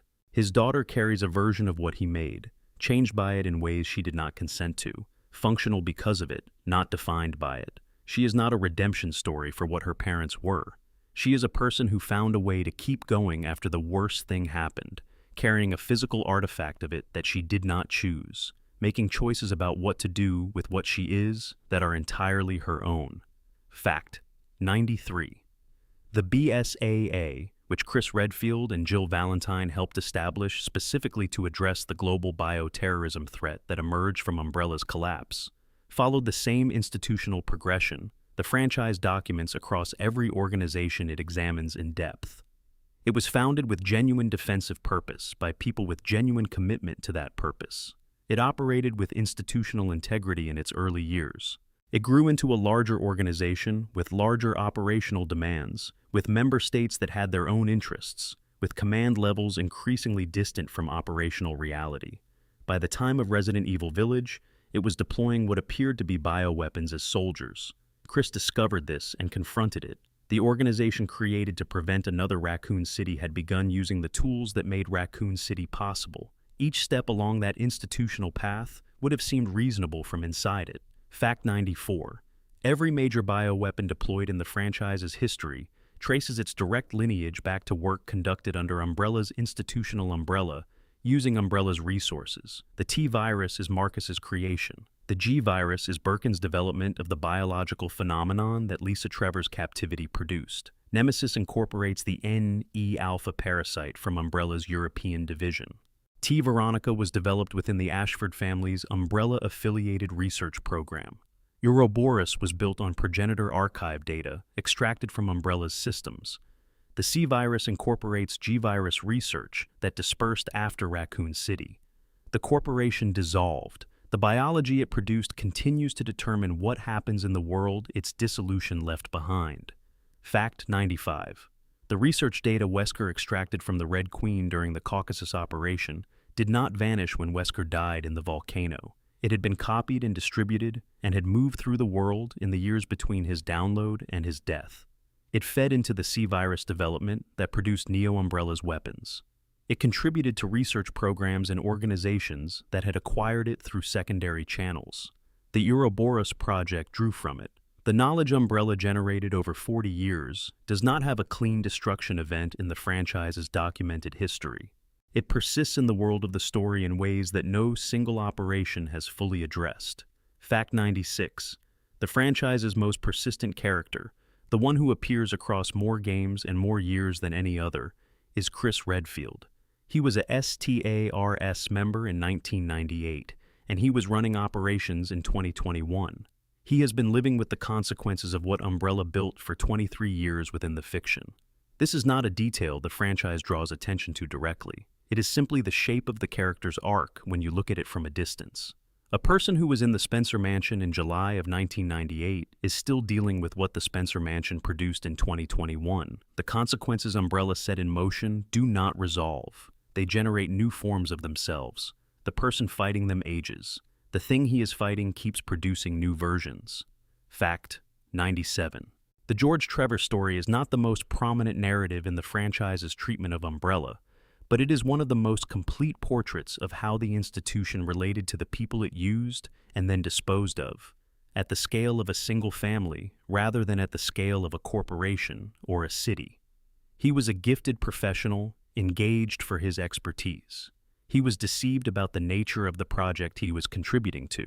His family was used as experimental material without consent or disclosure. He was killed in the structure he had built, in the maze he had designed, left to die in his own creation. His daughter spent 31 years in the facility he had constructed without knowing he had designed it. She carried his notebook. She visited an empty grave marker placed by the people who had killed him. The Trevor story is Umbrella's history at the most intimate possible scale. At that scale, it is not less horrifying than the institutional scale. It is more specific. Fact 98. The franchise's treatment of Marcus's resurrection through the Leech Queen organism raises a question about identity and continuity that the narrative declines to resolve. The thing that believed itself to be Marcus had his memories. It acted on his grievances. It pursued the goals he had articulated before his death. It was not Marcus in any biological sense. The human being who had been Marcus was dead. What remained was a colony organism that had absorbed sufficient biological and informational material to construct a functional simulation of his identity. Whether what the Leech Queen did constituted a form of continuation, whether the revenge it pursued was Marcus's revenge in any sense that mattered, depends on what you believe identity actually is. The franchise asks this question and does not answer it. That is the correct move. Fact 99. The consumer products bearing Umbrella's trademark continued to be sold in various markets after the corporation's formal dissolution. Subsidiary companies acquired by competitors continued producing items under licensing agreements that had not yet expired. The toothpaste was still on pharmacy shelves after the company that formulated it had been found criminally liable for 100,000 deaths. The shampoo was still available. The brand outlasted the institution. In some markets, it outlasted the legal proceedings against the institution. This is not the most dramatic detail in Umbrella's history. It is one of the most accurate ones, in terms of reflecting how institutional collapse actually works in relation to the brand equity that the institution spent decades building. Fact 100. Spencer's relationship with Mother Miranda left specific traces in the institution he built that persist across the franchise's entire documentation. The Umbrella logo carried her village's symbol. His foundational research methodology drew directly from what she had taught him about biological alteration. The specific approach to human experimentation that Umbrella systematized, the use of isolated communities, the religious framing of biological control, the structure of a hidden research agenda operating beneath a legitimate-seeming surface, all of these elements appear in Miranda's village before they appear in Umbrella. Spencer did not invent these methods. He industrialized them. The connection between the remote mountain village and the global corporation is direct and technical and specific. Miranda was Umbrella's case study. Umbrella was Miranda's methodology at scale. Section 10 continued. The deeper legacy, Fact 101, the fall of Umbrella created a specific kind of institutional vacuum that the franchise has spent the years since 2003 documenting the filling of. A corporation that had been the single largest node in a global network of biological weapons knowledge, personnel, and material left behind. On its dissolution, all of those things in an unmanaged state. The knowledge did not evaporate. The personnel did not retire. The material did not incinerate itself. It dispersed into a world that had no adequate infrastructure for tracking where it went. Tricell acquired research strains and development directions through secondary acquisition of former Umbrella subsidiary assets. Organizations that had been Umbrella's clients received knowledge along with the products they had purchased. Individual researchers left with the understanding they had accumulated and the professional contacts that had developed alongside it. The dispersal was quiet and comprehensive. and it was the direct cause of every significant bioterrorism event in the franchise's timeline after 2003. Fact 102. The specific mechanism by which the Raccoon City trials happened is worth understanding in detail because it illustrates something that the franchise presents without always making explicit. The legal proceedings were made possible by a combination of survivor testimony, documentary evidence, and a political environment in which the U.S. government had concluded that the costs of continued institutional protection of Umbrella outweighed the benefits. This calculation had nothing to do with justice, and everything to do with the government's own exposure. Protecting Umbrella during the trial would require acknowledging, in legal proceedings with discovery, the extent of governmental complicity in what Umbrella had done. At a certain point, it became more strategically viable to allow Umbrella to be found liable than to be found liable alongside it. The trials were the government cutting its losses. The outcome was that Umbrella ended. The mechanism was cold institutional calculation. Fact 103. The specific quality of the horror that the Spencer Mansion produces, the atmosphere that made the original game feel genuinely frightening rather than simply violent, is architectural in a way that the games never explain, but that is consistent with everything the lore tells us about who designed the building and for what purposes. The mansion feels inhabited by intention. The corridors have the right proportions for producing unease. The rooms are the right size for feeling exposed rather than sheltered. The locked doors are positioned where someone who understood which paths would be taken arranged them. The puzzle mechanisms are placed where someone who wanted to observe how people responded to stress under pressure placed them. The building was designed to do specific things to specific people. That design is still in the architecture. The people it was designed for are dead, but the architecture is still there, doing what it was built to do. Fact 104. The Umbrella Corporation's charity work was real. The hospitals it funded operated. The patients those hospitals treated received real care. The public health initiatives it sponsored produced real outcomes in the communities they served. This is not a redemption for what Umbrella was, and it is not intended as one. It is a complication of the story of what Umbrella was, because the institution was not simply evil in a way that was visible in every dimension of its activity. Most of what it was, by workforce and by revenue and by daily operational reality, was a legitimate business doing ordinary things in ordinary ways. The horror was not that all of it was fake. The horror was that some of it was real, and the real parts were what made the fake parts invisible.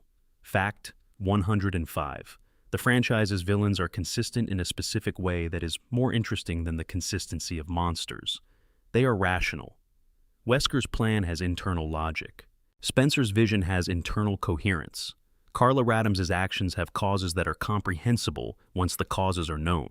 Even the most catastrophic outcomes documented in the franchise's history are products of reasoning that, followed from its premises, reaches those outcomes without requiring any step that is inexplicable. This is the franchise's most persistent and most deliberate horror.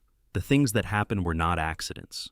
They were not the results of irrationality. They were the results of intelligence and resources applied to premises that were wrong about what people are worth and what that means for what you can do to them. The step from reasonable premise to catastrophic conclusion was always shorter than the distance appeared from outside the reasoning. Fact 106. William Birkin had a daughter who was in Raccoon City when the outbreak happened. This is a fact the franchise presents with specificity and then tracks across subsequent games with considerable care. Sherry was there because her parents were there because their work was there.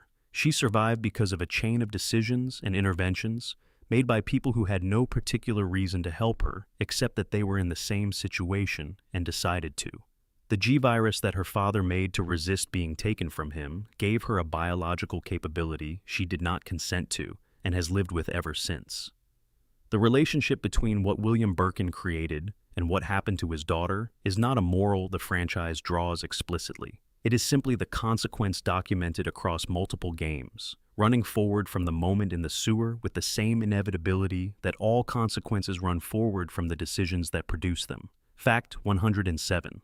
The relationship between Umbrella's research divisions and its security apparatus, the USS, was structurally adversarial throughout the corporation's operational history.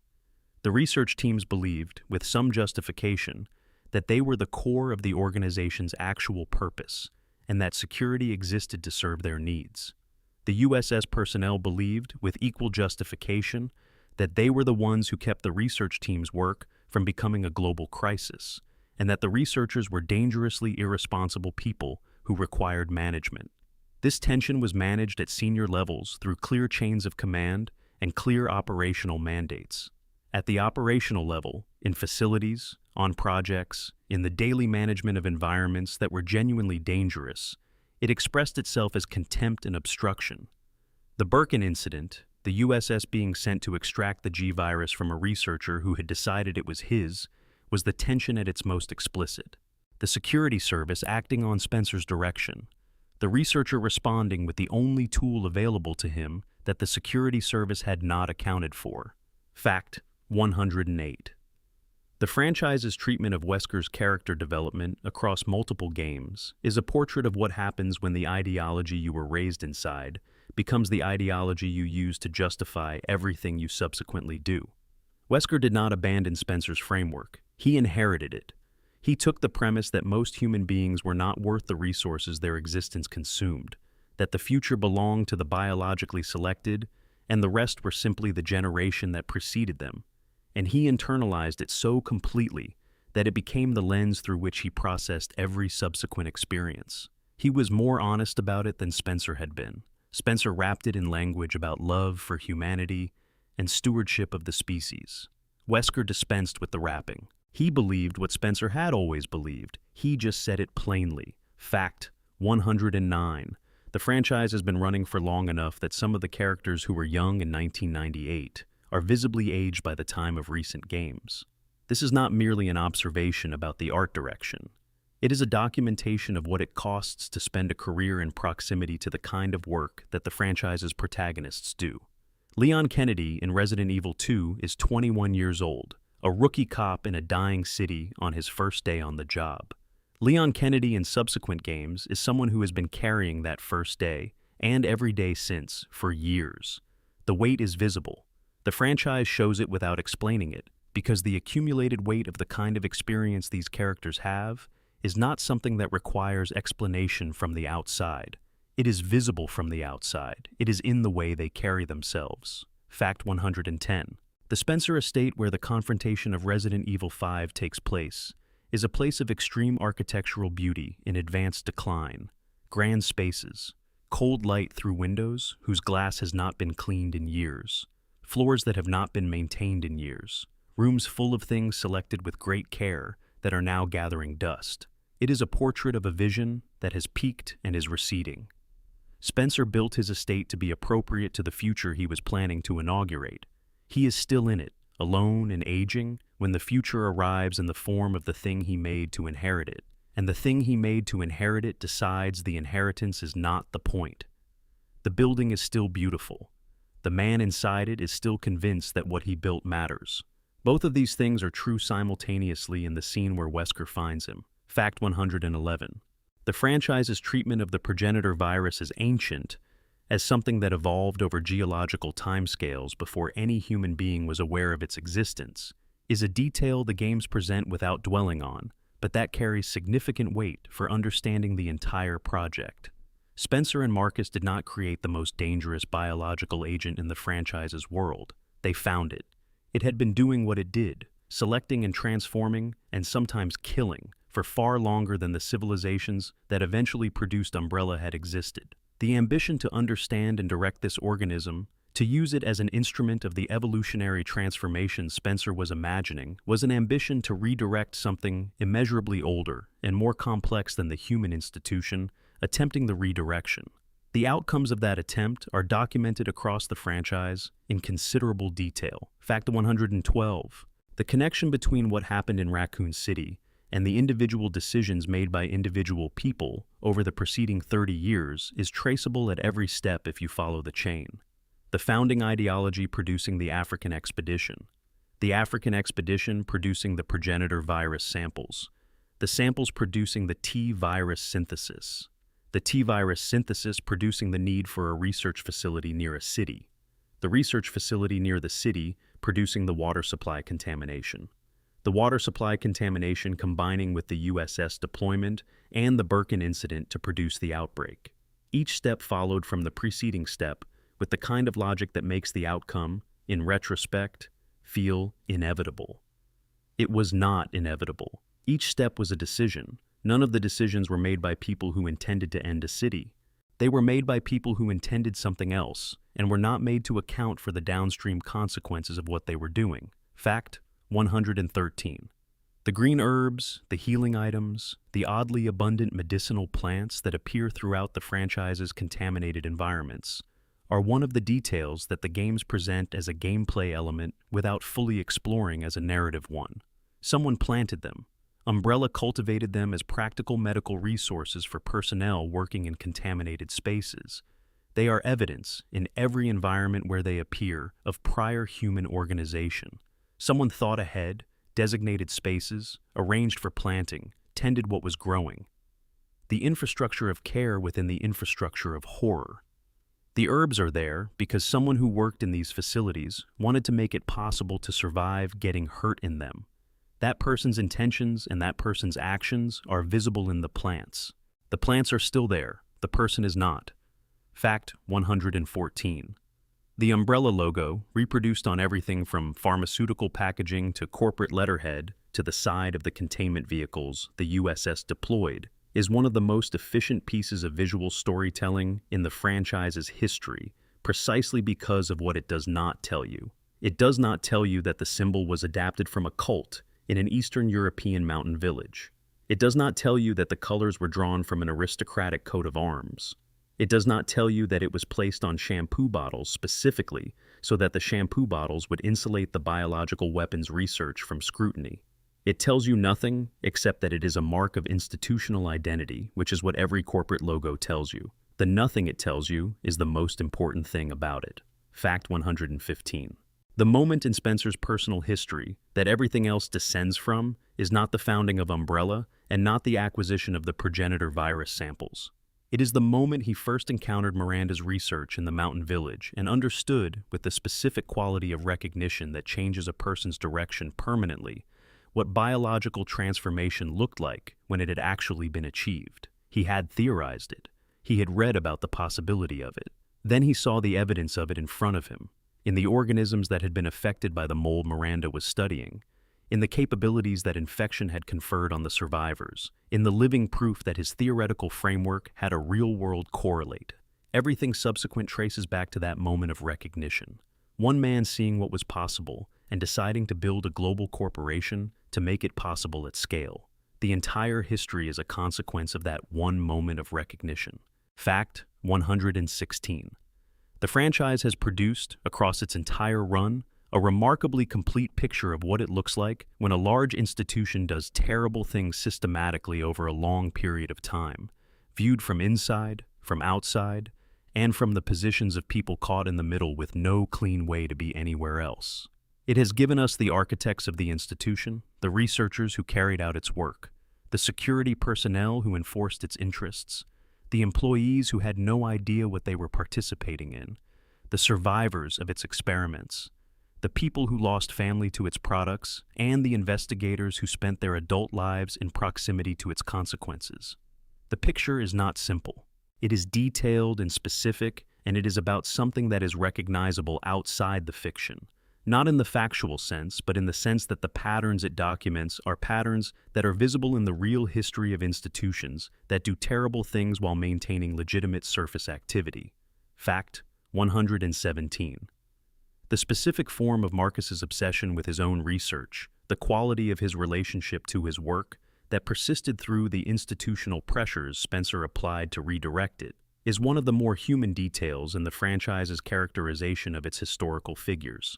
He was a scientist who found the thing he was studying genuinely fascinating, in the way that the best scientists tend to find the thing they study fascinating, not instrumentally, but for itself. The leeches were interesting. The virus was interesting. The way the two interacted when combined was interesting.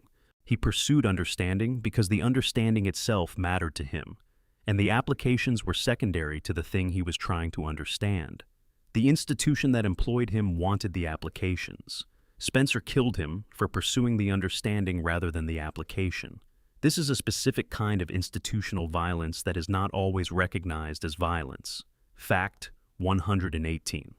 The franchise's use of found documents, the scattered journals and research notes and letters and audio recordings that appear throughout every game in the series, is not merely an exposition device. It is a representation of how institutional knowledge actually disperses when an institution fails. The records that survive are the ones that happen to be in specific locations, when the people who might have organized them were no longer available to do so. They are incomplete. They are sometimes contradictory. They document corners of the institution's activity rather than the whole. Reading them produces a partial picture, the specific partial picture that results from finding what happened to be preserved in this particular location rather than the picture that would result from systematic archival access. The franchise represents the experience of historical reconstruction accurately by using the specific incomplete method that historical reconstruction actually uses. Fact 119. The relationship between the franchise's secondary characters, the people who appear in single games or single entries and are not followed across the entire series, and the institution they were embedded in, reflects something accurate about how large institutions relate to the people who work inside them. These characters had careers, had colleagues, had the daily texture of professional life inside a research organization. Some of them knew what the organization was actually doing and had made their peace with it. Some of them had no idea and were simply doing their jobs in the way that most employees in most organizations simply do their jobs. Some of them were uncomfortable with what they were learning, but had not yet found a reason compelling enough to do anything about it. All of them are documented in the same research notes and audio diaries, in the same mixture of professional observation and personal aside that people produce when they are trying to do their jobs inside a situation that is developing in directions they can see but cannot control. Fact 120. James Marcus, in the final years before his assassination, was pursuing research directions that Spencer had not sanctioned and that were not aligned with the corporate agenda he was supposed to be serving. He was following threads that his instinct and his accumulated expertise told him were worth following regardless of whether they mapped onto institutional priorities. What those threads were, where they led, what he would have produced if he had been permitted to follow them, is not fully documented in any source the franchise provides. It exists as blank space in the lore, a gap where the most interesting chapter of his story might have been. The franchise has given us the Marcus who produced the T-virus and the Marcus who was murdered by his own students. It has given us almost nothing about what Marcus was actually working toward in those final years. That absence is the most interesting thing about him. Fact 121. The Nest facility beneath Raccoon City was, at the time of the 1998 outbreak, one of the most sophisticated biological research campuses ever constructed. It was also built beneath a city that had no idea it existed. The engineers who constructed it, the contractors who installed its systems, the supply chains that maintained its equipment, all had to have operated in ways that connected to the ordinary commercial and industrial activity of the city above, without revealing what they were building or why. The construction of a secret underground city beneath a functioning American city, completed without any public authority becoming aware of what was happening, is one of the more remarkable institutional achievements the franchise documents without commenting on. The infrastructure was built. It operated for years. Nobody in a position to act on the information knew it was there. Fact 122. Spencer's personal library, documented in the incidental environmental details of his various estates across the franchise's games, included extensive collections on eugenics, on evolutionary biology, on philosophy of science, and on the history of powerful families across various cultures. This is not a detail that any game flags as significant. It is part of the environmental storytelling, the background texture of a space that tells you something about the person who occupied it. The books Spencer chose to keep close to him reflect the intellectual tradition he was operating within and the specific form his ambition took. He was not a person who was confused about what he was doing. He was a person who had read extensively in the tradition that justified what he was doing and found that tradition adequate to what he needed from it. Fact 123.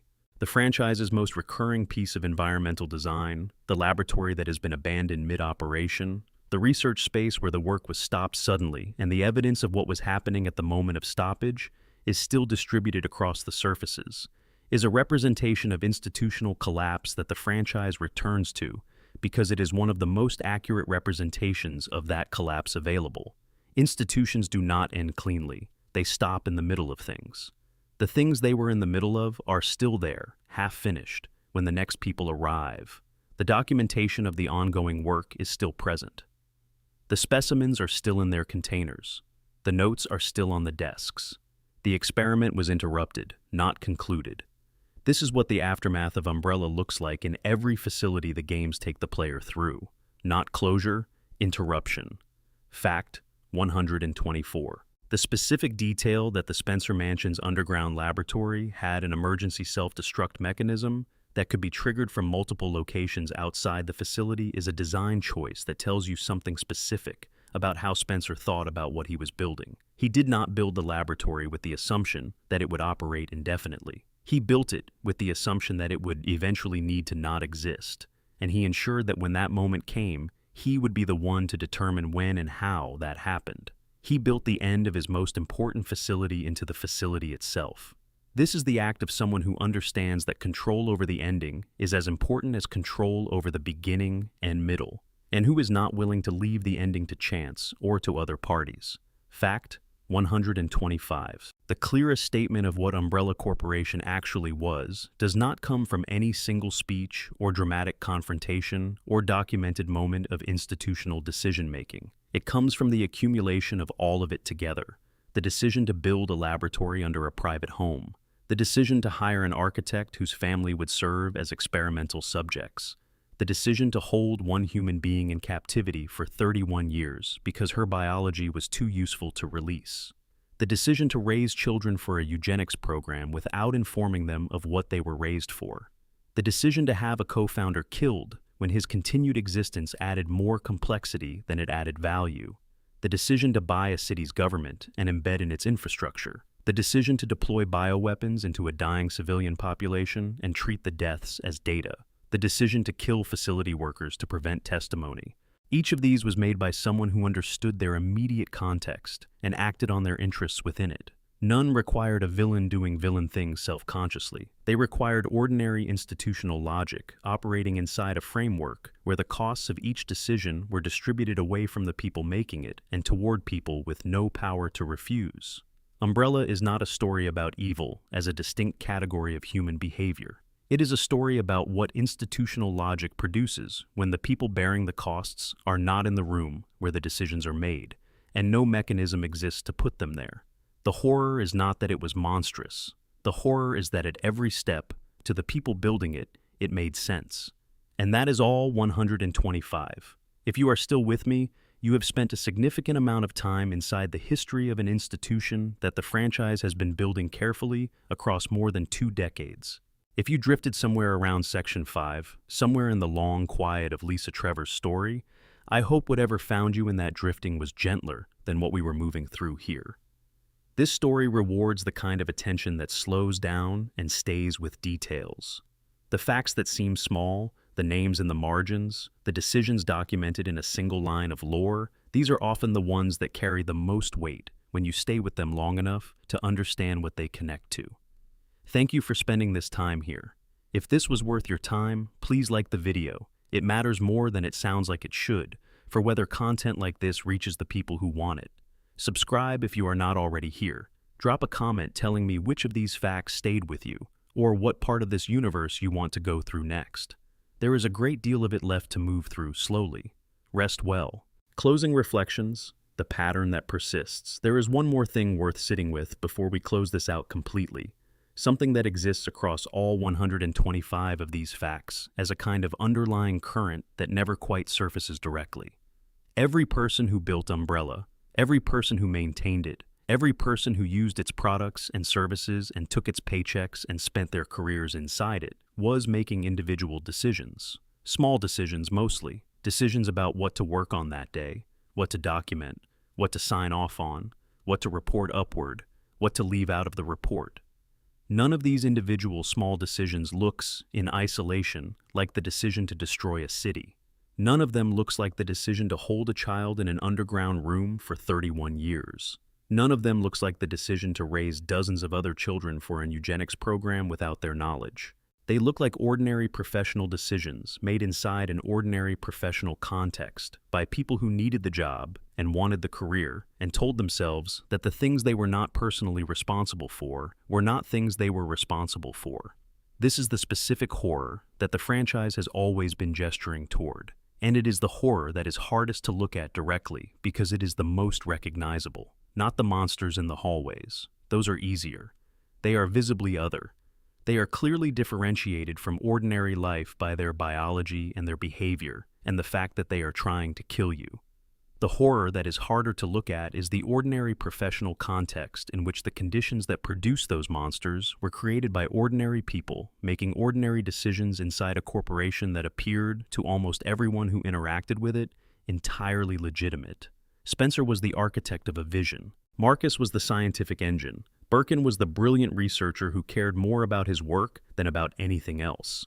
Lisa Trevor was the subject. George Trevor was the contractor. Chief Irons was the corrupt official. The USS soldiers were the operatives. The employees at the pharmaceutical facilities were the people who had no idea. All of them were inside the same institution. All of them contributed to the same outcomes. Most of them were not evil in any meaningful categorical sense. They were people inside a system, doing what the system made it reasonable to do, with the specific limitation that they could not see the full system from where they stood inside it. This is the pattern that the franchise has been documenting across 25 years of games and novelizations and supplementary materials. Not that evil people do evil things, but that ordinary people inside systems built on wrong premises about what other people are worth do the things those systems make reasonable, and the aggregate of all those individually reasonable things is catastrophic in ways that no single person inside the system could have predicted or intended. Umbrella is fiction. The pattern it documents is not. The horror in Resident Evil has never been the creatures. The horror is that the creatures made perfect sense to the people who created them. And the people who created them were, in almost every case, people who were trying to do their jobs well, inside a context that had given them no adequate reason to question whether the jobs were worth doing. That is, perhaps, the darkest fact of all. And it is the one that does not require any fictional virus to be real. Sleep well. This will all still be here when you wake up. A note on sources and the lore. The Resident Evil franchise has accumulated, across its games, novelizations, files, and supplementary materials, a body of lore that is both extraordinarily detailed and occasionally contradictory in its specifics. Different games, produced by different teams across different years, do not always agree on every particular. Dates shift slightly. Details that were implied rather than stated in earlier games get clarified differently in later ones. The franchise has also passed through several periods of deliberate retconning and narrative revision as it evolved. The facts presented in this video draw primarily from the mainline game canon, with particular attention to the material directly presented in the games themselves rather than in secondary sources. Where details are well established across multiple canonical sources, they are presented with full confidence. Where details derive from a single source, or from supplementary materials that not all versions of the franchise have incorporated, the information is based on the best available interpretation of what the lore actually establishes. The Resident Evil franchise is also, it is worth noting, a franchise that has always been willing to revise its own history in service of telling a better story. The founding ideology of Umbrella, the full extent of Spencer's planning, the specific mechanisms of the progenitor virus, the origin story that was eventually told in Village, all of these were layered into the narrative over time, rather than existing as a complete picture from the beginning. The first game did not know what Village would establish. Village was able to look back at the first game and find, within its images and its details and its architecture, material that fit the larger story the franchise had decided to tell. This is how long-running fictional universes actually develop. The lore is not a plan executed from the beginning. It is a conversation between the creators and the material they have made, finding coherence in retrospect and building on what has been established to go somewhere new. The Umbrella Corporation is one of the most coherent villainous institutions in all of video game fiction, not because someone planned it all in advance, but Because a series of creative teams, working across years and across different expressions of the same fictional world, found in the material a consistent set of ideas about power and institutional logic and biological ambition that remained generative across every new entry the franchise produced. The corporation evolved, the franchise evolved, the horror evolved. But the underlying question about what institutions do when they are insulated from accountability and staffed by intelligent people pursuing goals that override any constraint on method remain the same from the Spencer Mansion in 1996 through the Mountain Village in 2021. That consistency is perhaps the most impressive thing about the Umbrella Corporation as a piece of fictional construction. And it is the thing that makes all 125 of these facts feel like they belong to the same story, because they do. Thank you again for being here. See you next time. One more thing, the numbers behind the horror. One of the things that the franchise documents that gets absorbed without full attention in the midst of the visceral details is the scale. Not the scale of the monsters, which is visually obvious, but the scale of the institutional activity that produced them. The progenitor virus expedition in 1966 required months of planning, significant financial resources, personnel with specific scientific credentials, political cover for operating in a foreign country's territory, logistical coordination across multiple countries, and the full institutional weight of a newly founded corporation to provide legal and financial cover.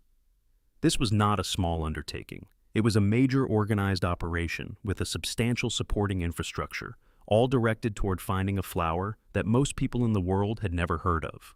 The construction of the Spencer Mansion and its underground laboratory in the early 1960s required years of construction, architectural expertise of a high professional level, engineering capability sufficient to produce functional biological containment specifications, a supply chain capable of delivering specialized materials to a remote mountain location without triggering attention, and the discretion of every single contractor and worker involved in the project. Hundreds of people, at minimum, had some involvement with the construction of the facility. The secret was maintained. The Raccoon City infrastructure, the water treatment facility connections, the underground subway systems, the Nest campus, represented years of construction and operational activity beneath a functioning American city. Maintenance personnel, construction crews, supply chains, administrative staff, the management of an entire underground corpus operating without any public knowledge. This is not a small operation. This is a substantial logistical undertaking that operated continuously for decades.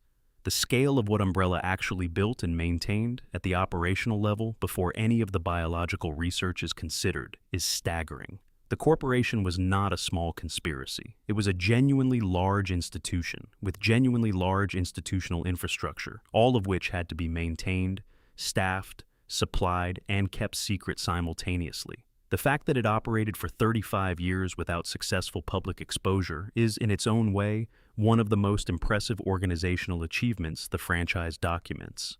And then there is the human scale, the research subjects in the training facilities, the Wesker children in the developmental program, the experimental subjects in the underground laboratories, Lisa Trevor for 31 years, the workers at facilities who were killed during the closure operations, the residents of the Arklay region who were affected by the early contamination before anyone publicly acknowledged what was happening, the residents of Raccoon City. Each of these is a specific number of specific people, and the franchise has documented some of them with names and stories and the kind of individual particularity that makes them real in the way that named characters are real. Most of them exist only in the aggregate, as numbers in a summary or as the implied background of the events the games focus on. The number for Raccoon City alone is approximately 100,000. That is the size of a small city. That is an enormous number of individual human lives. The franchise presents it correctly as the scale of the catastrophe it was. It sits in the lore at that scale, and occasionally you have to stop and actually sit with what that number means, rather than letting it function as a piece of exposition. 100,000 people, in one city, in 1 month. Because a virus escaped from a laboratory that should not have been built in a city in the first place, built there because the people who built it were thinking about logistics and resources and convenience, and not about the 100,000 people who lived nearby. That is the Umbrella Corporation. That is what it was. That is what it built and what it cost and what it left behind. Rest easy. There is nothing left to cover tonight.